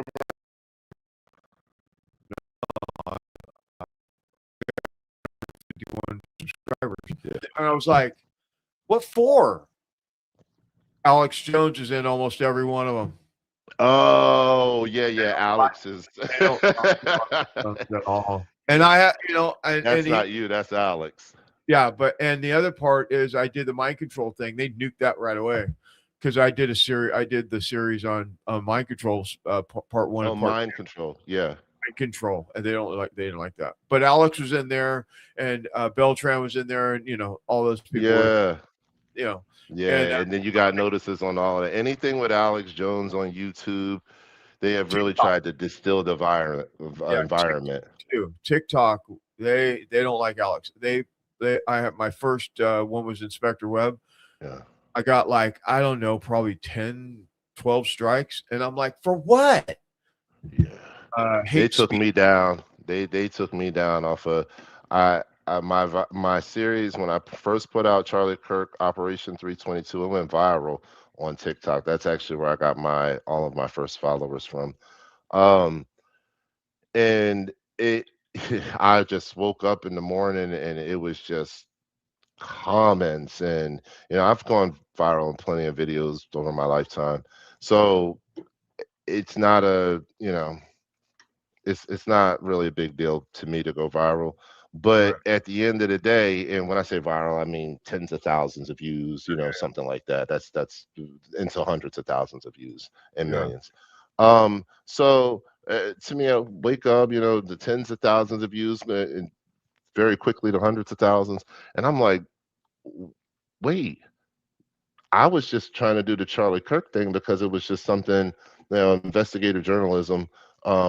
I've been doing it for a long time. It's my bag. It's my passion. I like it. I noticed some anomalies. I downloaded all these videos. I said, let me just do something, put it on TikTok, and maybe people. I had no idea. I was so naive. I had no idea there was like a whole community of investigative journalists who were looking into this, and I didn't even know. So I put it up on TikTok. I had never seen anybody else's work or anything like that, and all these people were just ended up on my TikTok. So I got a strike I think it was on the second video, or I forget. I did the first 3 parts on TikTok, and maybe it was the second video. Yeah, it was the second video. I got a strike after a few days of it being up, and it started doing really, really, really good numbers. So they sent me a strike. So that got this resolved. It was fine. I put up that third video. Man, it was a day, maybe two later, something like that. It was beyond a strike. I went back to the account. It was like, you do not have an account.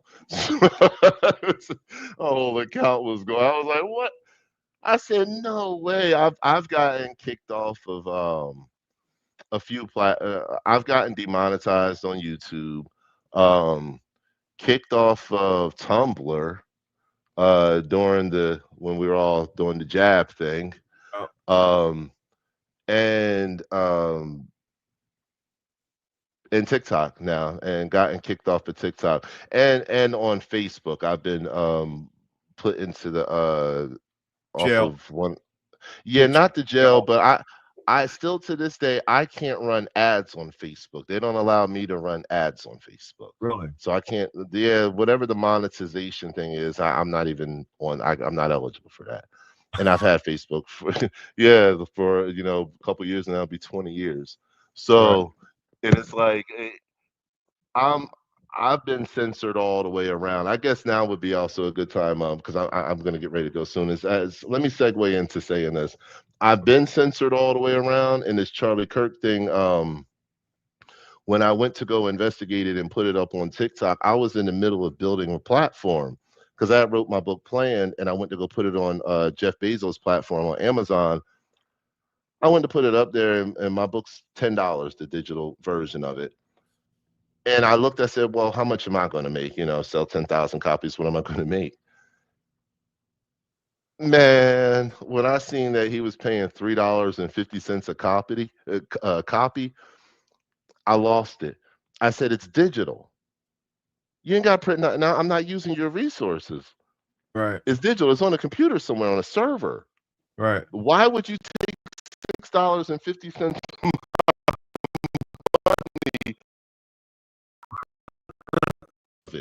for a digital copy for a book that's still high, but I can, we got something, materials, this and that. Hey, okay, there's a conversation to be had there, right? Right. But we're not talking about a physical copy. We're talking about a digital book. Yeah. When I realized what was happening, I was like, you know what? I'll make my own platform. That's when all the, my background came back to me. I said, I'll just make my own platform.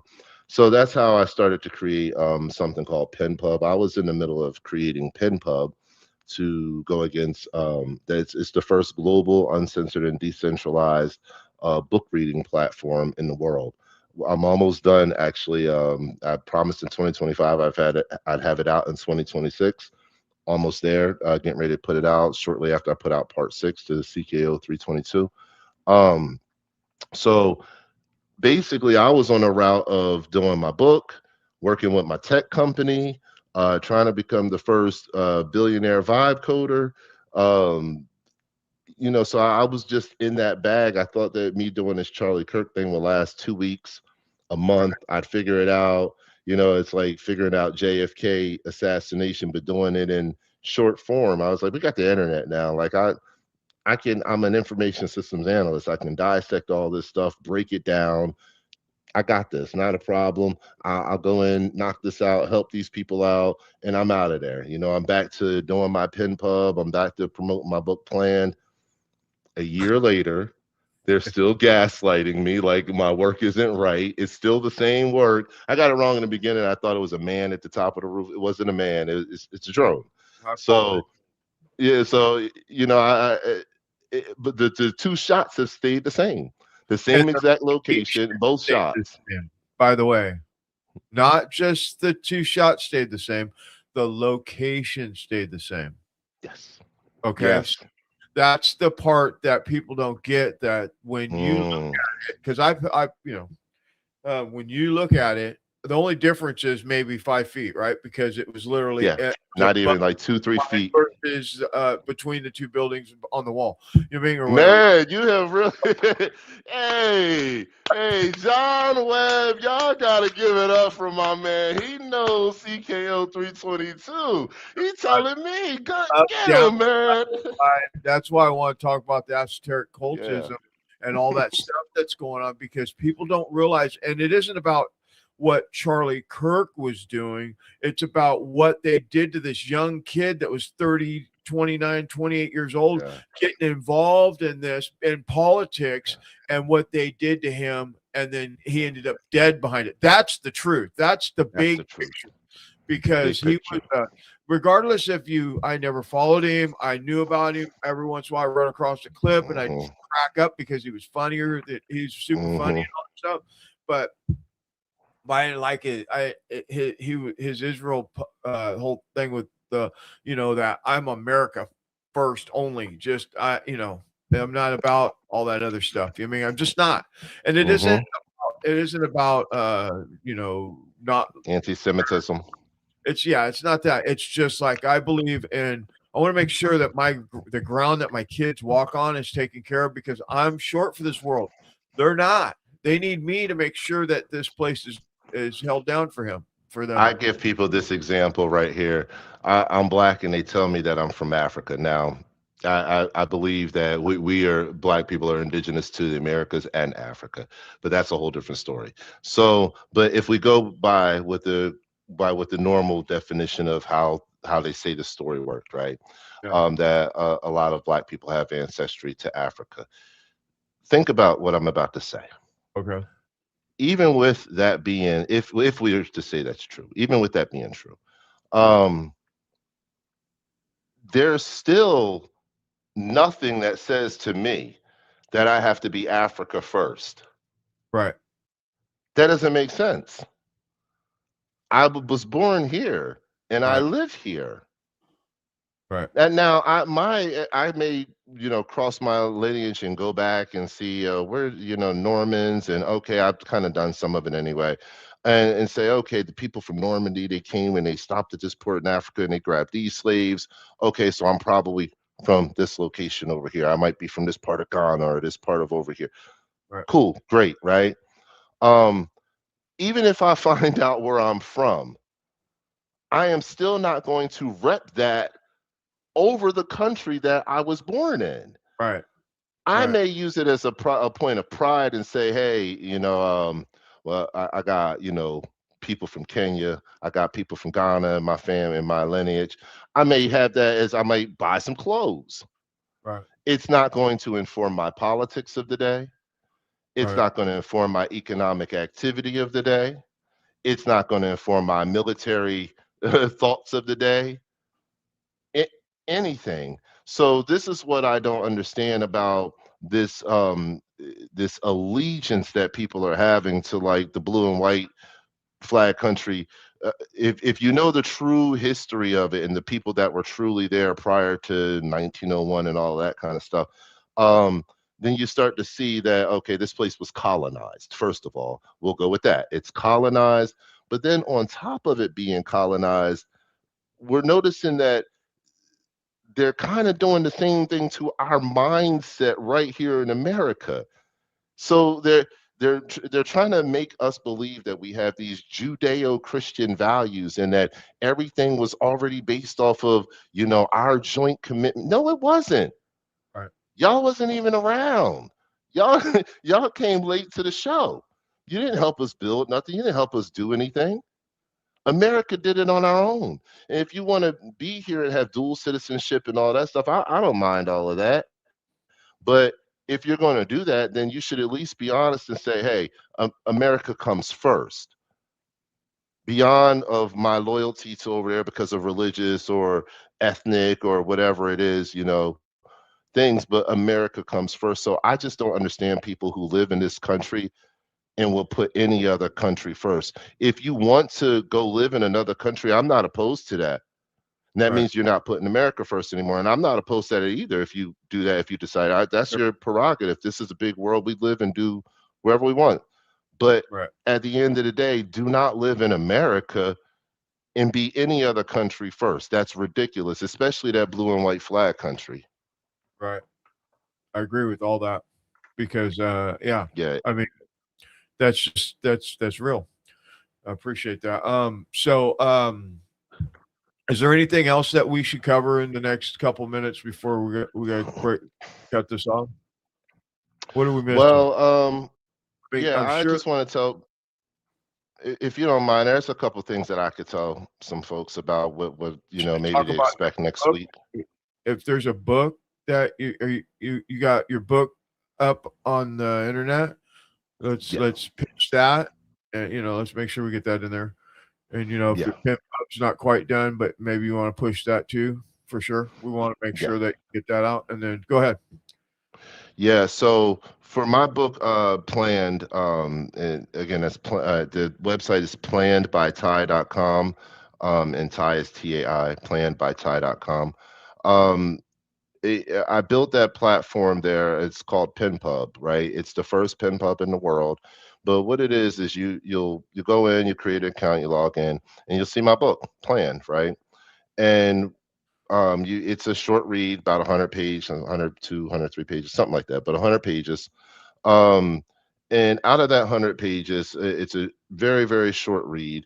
I'm only charging, whatever, $10, I think, for it. Maybe there's a coupon code, I don't know, but it's very affordable, and it's worth it, because what you find on the back end, I created a platform for authors to basically be able to go in and say, not only are you buying my book, but you're buying an experience with me.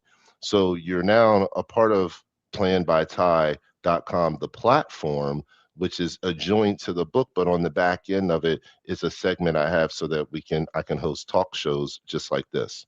So an author can be able to have a book reading. They can host a space with other authors. It's versatile, whatever you want to do. They have a stage where they can bring people up from the audience to speak. So if they want to be interactive with their audience. So what I'll be doing over there after I release part 6 is it's pretty much the product is already done. I have a few little updates that I want to do because I haven't been tinkering as much over these last 4 or 5 months. So I have a few updates that I do want to bring to the platform before I, release it.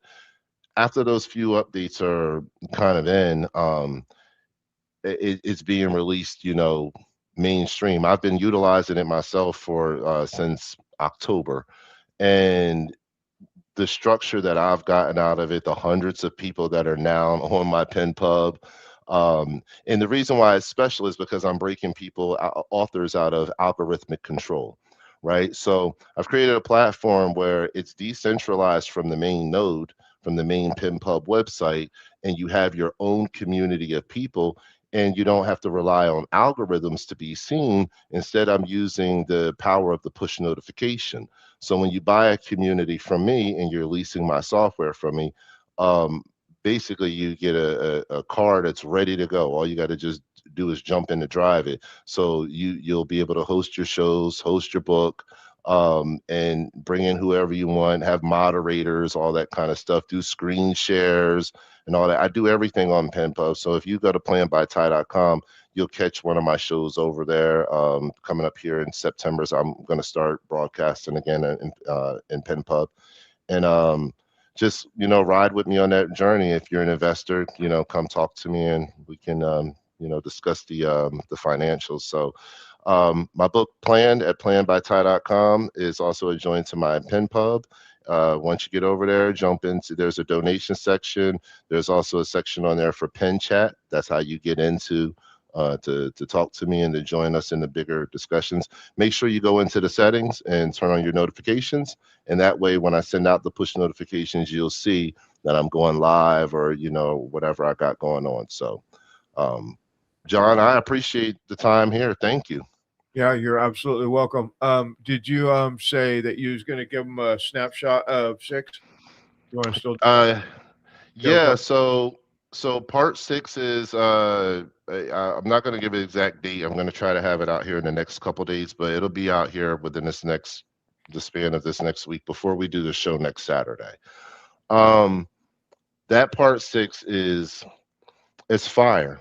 That's all I can really say. It's fire. It is really, really good. And I'm not saying that because it's my work, right?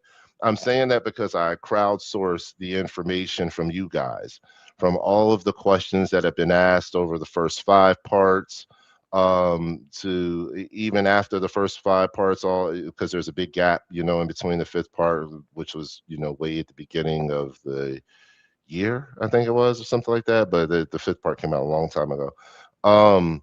So there's a huge gap, and since then I've added a lot.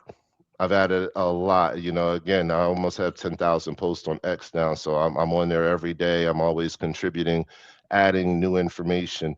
What you get out of learning about the left-hand side of what happened, the military operation on the left-hand side of Charlie Kirk, the different infrared beams that are on people like Phil Lyman, Dan Flood, all of the movements of Brian Harpool and Rick Cutler. I'm going to show you the connection between the security team and the maroon shirt people and why that connection persisted, and correlation to what John was giving away earlier about the left hand. But no, he's really super informed, so he's doing a wonderful job. But a lot of things are going to be covered in part 6 that people just genuinely do not know yet. And what I would like to say is, if you're a larger channel, anybody that's out there, you really want real information about the birds of prey drones, about the esoteric connections of the Epstein class, so all of these people within the orbit of TPUSA in the blue and white flag country. If you want information about the generational ties, which we didn't talk to, we won't get into today, but Fred Trump, Donald Trump, Ivanka Trump, generational ties to Israel, and how they've subverted the FARA system to receive their security clearances. Not Fred, but just Donald and Ivanka. And how that creates an illegitimate presidency, but we don't have anybody to prosecute it through the DOJ.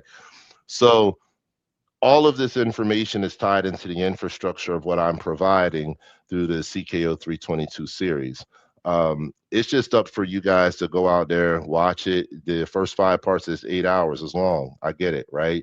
But this is the type of information you cannot do in short form, and it's done in a live investigative way so that you can be able to engage with the content and see that I'm doing it raw. I'm doing it right before you. It's not rehearsed. I don't have a bunch of cut scenes and all of that. It's just me showing you what's on my computer or my phone at the time and going over the data and the information and making it scientifically coherent. Part 6 will be much of the same, but it will have a lot more data in it. And the data points are coming from you guys and girls who have said, hey, what about this? Hey, what about that? So if you support CKO 322, this is going to be especially for you. You're going to be able to utilize this as a tool. So when people are asking you what happened to Charlie Kirk, parts 4 and 5 were a little lengthy, a little long, and you have to really commit to them to really get the answer. This is going to be a little shorter, a little bit more concise, but it's going to spread the story out in a very gentle way and be wrapped with my Substack article. It's going to start with the Substack article and go into a video. For people who are readers, you're going to love this. For people who like multiple videos, you're going to love this. And for people who have always wanted all the answers to all of the questions in one place where it's kind of in quick form and you can find it really easy in case you got to tell somebody, actually, that's not true. This is what the truth is. Go look here. I have all of that for you in part 6. So I'm really, really looking forward to putting it out. I'm looking forward to coming back on Saturday, the following Saturday, not tomorrow, on your show, and we're going to talk about part 6 and just really dive into it. And I think we're not going to say names today. There's no reason to say names today.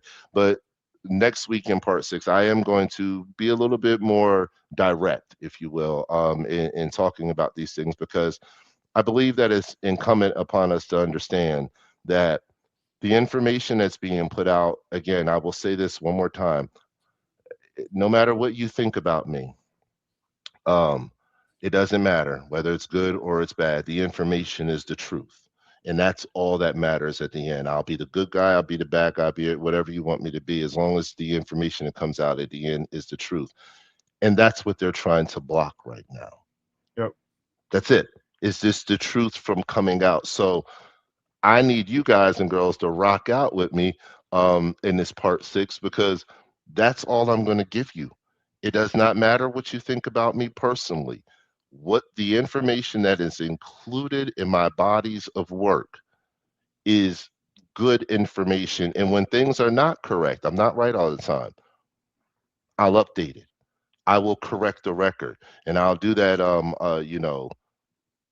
without any argument or any problem. I'll do it with pride. Yeah, you I did don't that, mind. didn't you? And which one? You did it in 5. 3. 4, 5. Yeah, Oh, with 3? well, yeah, and four technically, because of 3. Yep. Yeah, right, Yeah, right. I had to do it because I got that piece wrong, so I wanted to make sure I corrected the record so people are on the right path. And then I struggled at first when I was coming off of TikTok with that. I was like, do I just start over and just scrap that and just do another part? And I said, you know what? No. It's still, now to this day, that's one of the best decisions that I made, is to keep that, because it shows the humility. It shows the fact that you can be wrong, get it wrong, and still keep going, still keep chucking. So that's all I want people to do is to come back for part 6 right here, with us next week on Inspector Webb's show. And you're going to, obviously you see how this format is over here at his show. In my opinion, this is how a lot more podcasts, this is how a lot more shows should actually be. We're just talking. And this is America. This is what America really looks like. We don't need any parties or anything. Me and him, if I had some flags behind me, I'd have the same exact flags behind me right now. So this is America. This is the place where we have God-given unalienable rights. That's what they're coming for. Our God-given unalienable rights. If we allow them to take that from us through things like Section 219 and all of that, we're not going to get it back. So I'm hoping that you see CKO 322 part 6. I'm hoping that my favorite journalists of all time that are out there, I am really hoping that you guys get a hold of this information and really help to spread this information out there. And if I've had reservations in the past about what's going on in the independent investigative community surrounding Charlie Kirk, I'm hoping that this part 6, you guys and girls who are on the fence maybe about some of my information, that this is going to get you off the fence, get you active in saying, hey, this guy actually does have it right. Let's get this information out there. I need everybody to jump on board, right? I need the Jimmy Dores of the world. I keep saying Jimmy Dore's name because I love Jimmy Dore. I've been following Jimmy for, a long time. I still remember when Jimmy Dore, who was it? The TYT people met up with Alex Jones. Remember that? Yeah. That whole debacle back then when they were church. Yeah. I still remember that whole debacle. But I've been following Jimmy Dore for, of course, longer than that, but for a long time. So I'm hoping people like him. I'm hoping people like somebody said that Ian Carroll said something good about my work before. I'm not sure if, I didn't get a chance to see it. I'm hoping people like Ian Carroll get a hold of this and maybe give it to Candace Owens and we really need to start getting this information out there for all you guys and girls who are saying that my information is not true. Debunk the infrared beam reflection on the back of Charlie Kirk's head. Right. Do it. That's all you have to do is do it. You can shut me up if you can do that. Debunk the infrared, any of the infrared beam reflections that I found, because now there's more than one. We You know, really so exactly, and we really, really, really, really need to be working together instead of the separation, because the separation is not helping a movement or a country or our families. You know, especially our children. Everything I do is about my kids. You know, and it's just, man, it's horrible that we're doing this to ourselves. horrible. We're doing it to ourselves. It's, you know, it's like pouring gas on ourselves and lighting the match. It's like, why? Yeah. Let's if we don't agree with something, it's okay. We talked about this. You don't agree with somebody, you can still have a conversation. My brother is liberal, very Yeah. democratic, works for the government, you know, well, Sacramento, California government. And we can have a conversation about whatever. And I tell him And what still my love each other. tells me what his points are, and we move on. And it's like he don't like No you know, love lost. yeah, none. It should be that Yeah. way always, you know. So anyway, Respect. thank you, Ty. I appreciate you being here. God bless you, man. We'll see you next week. Yes, sir.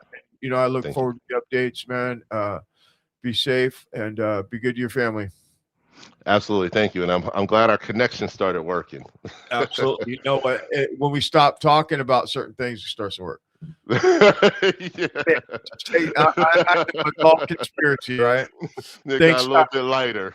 Yeah, I'm gonna run some ads to talk to these guys for a minute, and then we'll get out of here too. God bless you, man. All Thank right. you. Thank you, man. All All right, right, brother. take care now. All right, bye-bye. All right, and that was Ty. Where's my cursor at?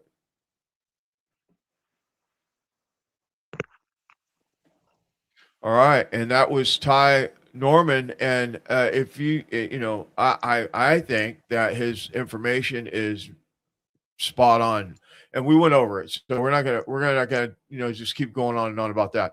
But what I want to do is I want to talk about my sponsor real quick, because I'm horrible at doing my sponsor stuff. So I'm gonna play an ad real quick, and then we'll come back and we'll talk about what we're going to talk about tomorrow night for tomorrow night's show, because I think it's important that I keep you guys apprised to what's coming up. And that was a great interview, and I think that Ty is amazing. So I just really do appreciate that. So here, let me play this real quick. Let me jump him off here, and then let me find my. Just had it here. Stand by. Description or to my website. Website's on the screen. Go to the My Masterpiece. It's not just working. Check it out. It's My Masterpiece. Get Masterpiece. If you use the link in the description, you get 10% off right away, and it's less than $1 a day. Less than $1 a day. And let me just tell you about it. All the metals, all the chemicals, the fluoride, the atrazine in the water, takes it all out of your system. The brainwashing that has happened from the food that you eat. If you don't know about that, we're going to get into some of the mind control later on tonight. We're gonna break that down tonight as well. This stuff works. I started it a few months ago. My face used to be really, really bad pigmented, and it's gotten way better. And this is zeolite, but this is not the kind of zeolite that you get on Amazon. Okay, this is tested. Go to the website, read the studies. All the studies show that it's 98, 95% effective, blah, blah, blah, blah, all this stuff. I'm not a scientist or a chemist or any of that stuff, but it works. After 2 weeks of taking this, might have been less than that, but I'll just say, to be safe, 2 weeks of taking this zeolite, this masterpiece, I started having vivid dreams. And if you're connected to dreams and you know what dreams are about, it's a higher being of maybe spiritual or mind function to spiritual realms and stuff like that when you dream. Okay, So my dreams came back in 2 weeks, and it's been a blast. It really has, and I feel healthier than I ever have. And I'm 60, okay, and most people are like, "You're what? You're how old are you?"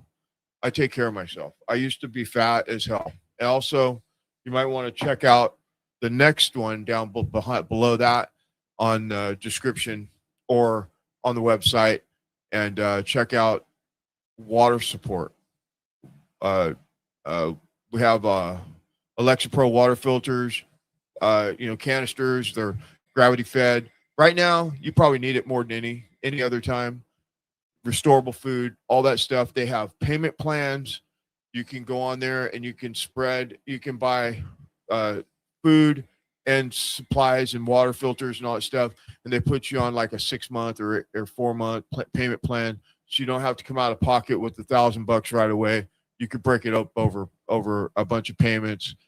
They work really well with us. We want everybody to be safe. We want our kids to be safe.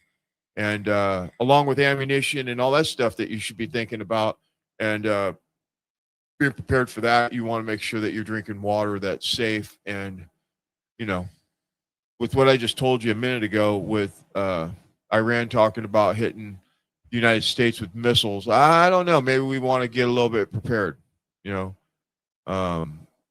Maybe you need to buy a bugging guide and get prepared for what's coming. Anyway, what are we doing tonight? All right, and that was my shameless plug there. I'm still working out the bugs. Obviously, I had my screen, so I apologize for that. But anyway, so if you got here late, go back, watch the show. We break down what Ty's done. He's looked at. Let me tell you what he's done. He's just like you and I, uses his phone and the internet to find out all these different things about the Charlie Kirk assassination, and he breaks it down in ways where you can understand it. And he shows you the infrared beam on the back of Charlie's head, okay?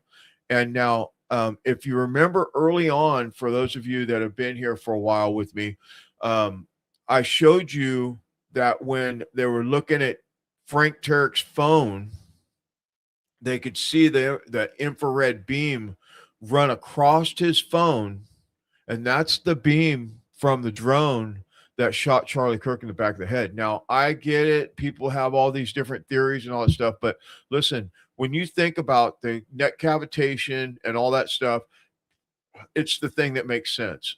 He didn't get shot from the low C building from 140 yards or whatever. That's impossible, because, we know that if he would have been shot from 140 yards with a 30-06, it would have blew his head off. Okay.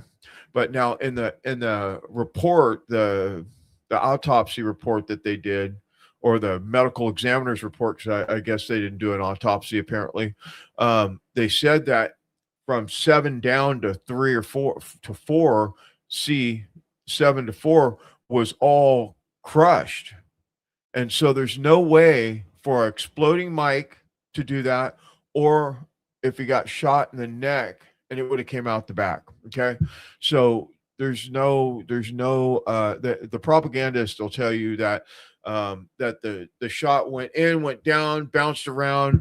Now, maybe a 22 would do that. If it hits a bone, it would kind of bounce around. 22s are a small caliber, and that I've seen that happen before, go in and then bounce out and then come out somebody's leg. I've seen that in a small caliber round, but not in a 30-06. It's impossible. I don't care if it's frangible. None of that. It's not possible. Okay. So don't let them lie to you about that. And we also covered some stuff during this interview that we concluded a little while ago about what is going on with the people are being paid to tell a story that in the offset of this, they're being told to they're being paid to put off this whatever propaganda. Basically, that's what it is. It's all propaganda. And if you say that they're propaganda, then they say that you're paid by Qatar or Israel or, whoever, whatever, the Democrats are paying you, all that stuff. But the truth is it doesn't matter if you're on the right or on the left, or if you're not, you don't claim a party, or, it doesn't matter. All that matters is the truth. And this is the thing that's going to happen in the end of this. In the end, God always wins. I don't care. I mean, I'm not no saint, okay? Trust me, I'm not. I'm just a baby Christian, as I call it, and I'm raising children. And I have a beautiful wife and family, and we got a bunch of dogs. We're just normal people, okay? And when I got involved in this back in 2020, I was shocked. And it's been, the shock and awe has went on the whole time with all the stuff that's going on in our country. This is our homeland. This is our country. We need to make sure that we're protecting our country. And that means that it doesn't matter if it's Biden, Trump, or, Lindsey Graham, or whoever it is that's doing this to our country. We have to push back on it, period. We all need to push back on it. And so when I tell you that you need a bug out bag and a and you need to know what you're going to do in an emergency, excuse me, that's not hyperbolic. That's me analyzing everything that I've noticed in the last 6 years and seeing it play out in front of our very eyes. And the globalist will, the Epstein class, or the globalist, or whatever, which I believe at this point they're pretty much the same thing. They all want us gone. The AI, the data centers, the flock cameras, today, check this out. I was going through doing the newsfeed thing earlier today, and was it today? Yeah, it was this morning. California just passed a bill to eliminate tires unless it's a specific tire that they say that you can buy by 2029. Like, all the tire manufacturers are not going to be able to sell tires in California except for the ones that they say that's energy efficient. California. So that's the kind of stuff that they're doing to us. Like, if we want to buy tires from here or there, it shouldn't be a thing. But these people in office think that they're Jesus. They think that they're God. They think that they can control us and run our lives and tell us what we can do, when we can do it. And it's just not okay. We need to be aware of all this stuff and do something about it. School boards, local politics, we need to be involved. And I hope that you understand what that means. Like, we have to make our voices heard. We have to do something. And you know what? Nothing else matters except for us leaving something for our children when we're gone. Something that they can live on. And you know what? The truth is, at the rate that we're going to all be cyborgs in the next 5 years, 10 years. Like, they're literally talking about all office jobs in the next 3 years are going to be deleted, and they're going to have AI running all offices. They're going to have programmers programming offices. And when you call somebody for anything nowadays, even nowadays, when you call somebody, you get a recording. You got to wait on hold for them to connect to somebody, so you can have a live. You can't even get a live person on the phone anymore. It's all going automated. It's all going AI. And this is the direction that they want us to go in, including banking and everything else. So we need to be doing something about this. We need to fight back. And so how we start that is by having a voice and starting a dialogue. So I hope that everybody understands what that means. I don't mean grabbing your rifle and going to I don't mean that. I mean, politically, professionally, non-violently, we need to have our voices be heard. And that's just the truth. And I was listening to, well, I'll tell you the story. I was watching one of my normal shows that I watched, Infowars or Alex Jones' show. I was and there was this interview with this lady that her kid was being groomed by teachers, and for whatever reason they gave her 3.5 years in prison or 3 years in prison because she was fighting for her kid to not be transitioned by these teachers. I mean, what is going on? Like, that's California. So it's crazy. The shit that's going on in our country right now is unacceptable. It's absolutely unacceptable. So, um, um, anyway. All right, what am I doing here? I want to say thank you very much for being here tonight. Please share this content everywhere. Check out our store. We have one shirt up right now. We're going to put some more up tomorrow. We have a 1776 with the Gadsden flag shirt, black on white. It's super badass. It's like $30. Go to the website, check it out. Buy one, buy two. You know what I mean? It's a limited offer, limited run right now. It's like, I think it's 25 or 30% off right now. We're just working on getting our store going and getting our products out there so that we can start getting some funds coming and rolling in so that we can kind of prepare for what's next. I want to get a full-time journalist in here that does reports. That's what we're shooting for. And so that's why we're putting products out there. Because, I haven't never really sold anything in the last 5 years. Everything that we've done in the last 5 years has just been talk on the mic. You know what I mean? And so we know that YouTube's not going to pay us because of the kind of the content that we have. So, they're not going to monetize us. I don't really care about that. And we know that X is going to keep us crippled. That they just do. They have me shadow banned, so I don't get the viewership that I used to get, and it's fine. Long as I can continue to do this and people get the message that we're putting out the truth. It's all about the truth. I don't care where we go. It's the truth. Everything is about telling the truth, no matter where it's at, no matter who it is. It doesn't matter. All we care about is getting the truth out there so people can make their own decision on what they want to do when they hear the message. That's it. So anyway, I'll be back tomorrow night, 9 p.m., maybe 8. I think I'll be back. Let me think. What's tomorrow? I'm going to shoot for 8 p.m. tomorrow night, and we're going to get into the normal Friday night show tomorrow night. And I have a ton of stuff we're going to talk about, flock cameras and corruption and Iran war. And although I think that it's slowed down quite a bit, we're going to get into that. And